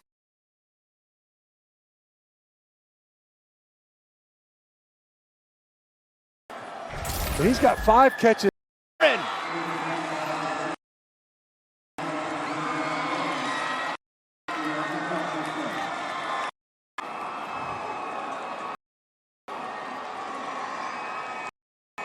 The Auburn defense is stunned.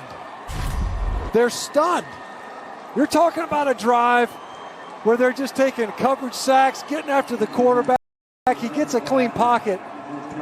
Davion Warren, they got the matchup they wanted with Christian Tutt in coverage. Jay Reed gives Arkansas the lead. It was a 4th and 6 from the Auburn 41. Franks to Woods, and one play later, Davion Warren, 30-yard touchdown reception. Razorbacks on top.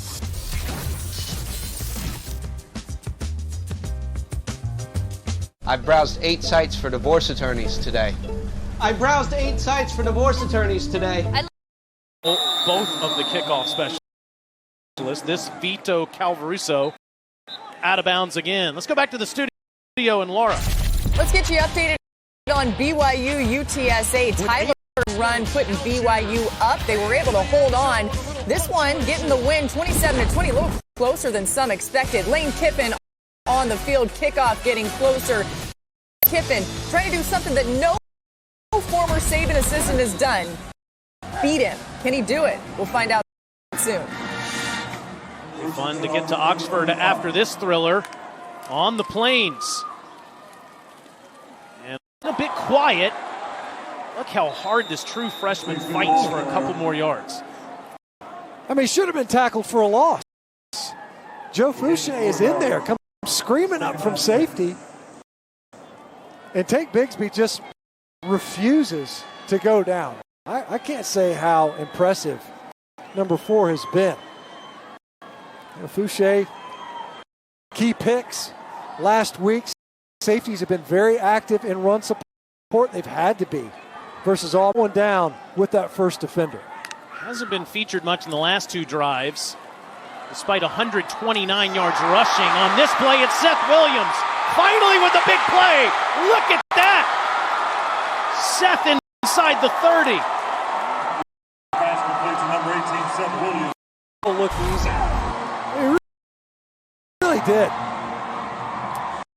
Wide open. Great job by Bo Nix of working the pocket, keeping his eyes downfield. And Catalan goes low, and Williams sees it coming. Look at this. Simple. I mean, the guy just kind of hops over him. No big deal. It's like crossing a creek. Imagine how high he would have flown if he was 100%. He's got a banged-up knee, and he's got hurt ribs. 32 yards there. Now Nix. Wow. How about the improv job by Bo Nix?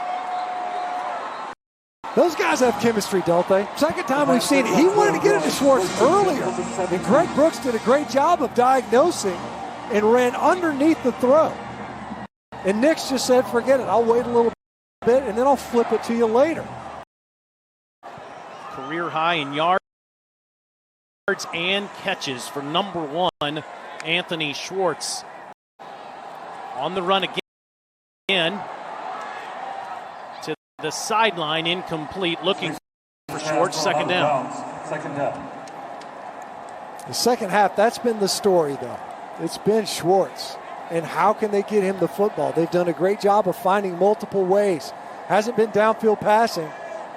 A lot of stuff right at and around the line of scrimmage, but 10 catches, 100 yards already. He's got that touch. He warrants the entire and undivided attention of a defense at all times. Schenker going in motion, and it's Bigsby again. Moving laterally as that Arkansas defense does a good job of closing. Jalen Catalan all over the field tonight. Just got to populate to the football when number 4 for Auburn has it in his hands. He's able to shake just about every time. Now a 3rd down and 10. And we've seen Bo Nix and finding somewhere to go with the football. Oftentimes to Anthony Schwartz, who's at the top of your screen. Now they tighten their splits down. Schwartz still the outside of those 3 receivers. And Williams at the bottom. Out to the end zone. Incomplete. Williams almost made that catch, and he was triple covered. How long is Seth Williams? I mean, look at the length. Obviously, coming into this game, he's about 6'3" or 4. But the catch radius, and really, that's a catch we've seen Seth Williams make.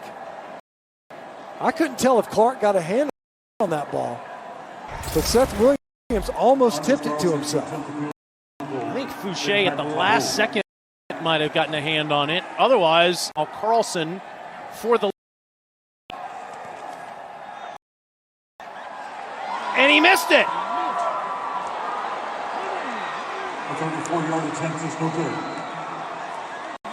Wow, place kicking. How about that today? We had a bad hold on a point after earlier. Anders Carlson, who's been steady one earlier, 46-yarder. And this one, he just pushed it. I thought this was going to squeak in the uprights, Taylor.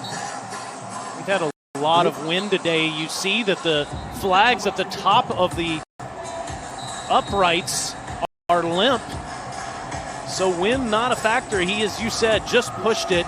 And for a guy that's one of the best in the SEC, to miss inside 40 yards like that is surprising. Now, Auburn does have all 3 of its timeouts with 2:38 to go. Franks trying to put it away, goes to the ground, and Jalen Smith will lose a ton of yards. Traylon Smith, with losing a handful, is Hall with the tackle. Timeout. Auburn, first charge, timeout.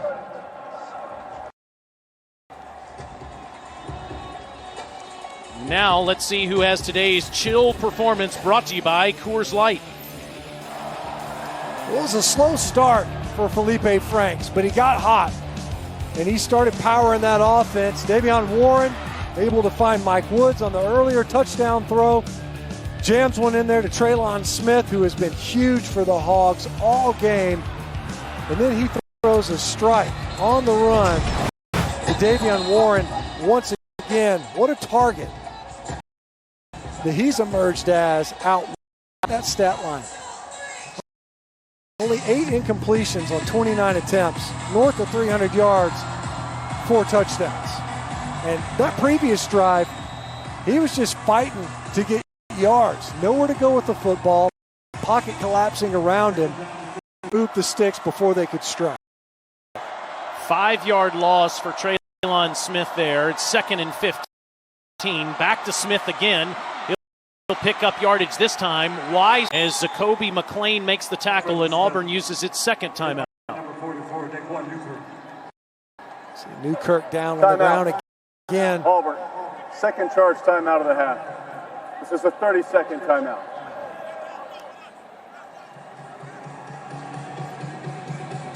Arkansas on back-to-back runs and obviously trying to keep the ball and the clock in play. But you're looking at 2.5 minutes. Auburn's still sitting on a timeout. You can see Felipe Franks as he discusses it with the official. Smith on that first down run, and he's just losing yardage. Not worried about getting out of bounds. He wasn't near the boundary. Conceding yardage like that makes it that much more difficult. Now as a play caller where you're sitting there thinking, I'm trying to extend this possession, and I've got Felipe Franks, and we've seen it. At worst, if you don't like what you see, just tuck it and run it. Force him to use that timeout. If you don't have something, tuck that football, try to pick up some yards, force Auburn to burn another timeout, punt it away.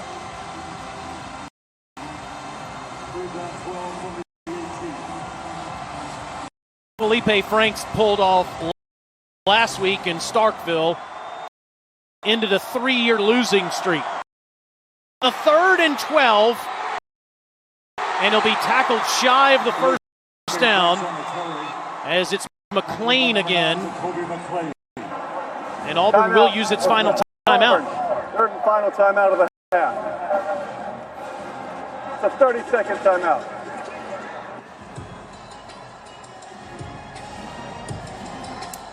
So they just skip to the end, right? Don't even let them have that decision. Go QB draw. But now it's the exchange, that battery between a deep snapper and a punter. I hadn't seen a lot of rain here in the second half, but it's a slick turf, all those things. And as we know, we've already seen some adventures with the punting unit of Arkansas. Auburn came after the one in their own end zone, came away with the score there. But even on other punts, and we've seen it, where Auburn's played a return, you see the rain coming down, field that snap cleanly and get it away if you're Arkansas. And you can't say it enough on the sideline before you send that punting unit out there. George Caratan standing inside his 10. Christian Tutt just past midfield. Another flag is down. Tutt fields it at his own 41 and already is past midfield, but we'll see what this flag's about. I'm just surprised there's only one flag. Usually we get 2 or 3 on these punts. Yes, Jason Autry will be in our credits when we say goodbye. As we've had 11 combined penalties in the game that have been enforced, more that have been declined. More than 4 players in the backfield. 5-yard penalty will be added to the end of the run. First down, Auburn. So Auburn's going to start here, Stinch, with fantastic field position. See, I think it's on the left side of that formation. You've got too many in the backfield. It's just that simple. And they've had this, I think, the 3rd time now, the formation penalty. But as you mentioned, Taylor, on the return by Tutt, to get this football with excellent field position, that's not a lot of turf for the Arkansas defense to defend right now. They only need 10 or 15 yards to get in Carlson's range, but he just missed a 34-yarder. Nick steps up, loads up, and what a deflection made there by Bumper Pool.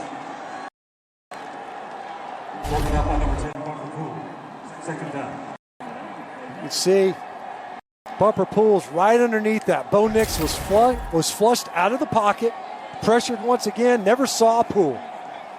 Big deflection by Pool. Whenever you see those balls bouncing up, you hold your breath as an offense. 2nd and 10. Nix underneath. This is Bigsby. And he's down near the 36-yard line, barely holding on to the ball as Hudson Clark was grabbing at it. You can see Arkansas, when they're just rushing 4, a lot of those, the stunts that they're running are closing up those escape lanes for Bo Nix. Bigsby, first down, inside the 30. Over 250 all-purpose yards for the true freshman. And what will be fascinating is to find out after this game is over, how many yards after contact. He's done a phenomenal job all game long. Powering his doesn't go down on that first try. And you can see the Arkansas Razorback defense.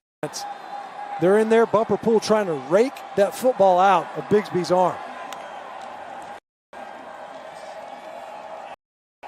Tank again. Inside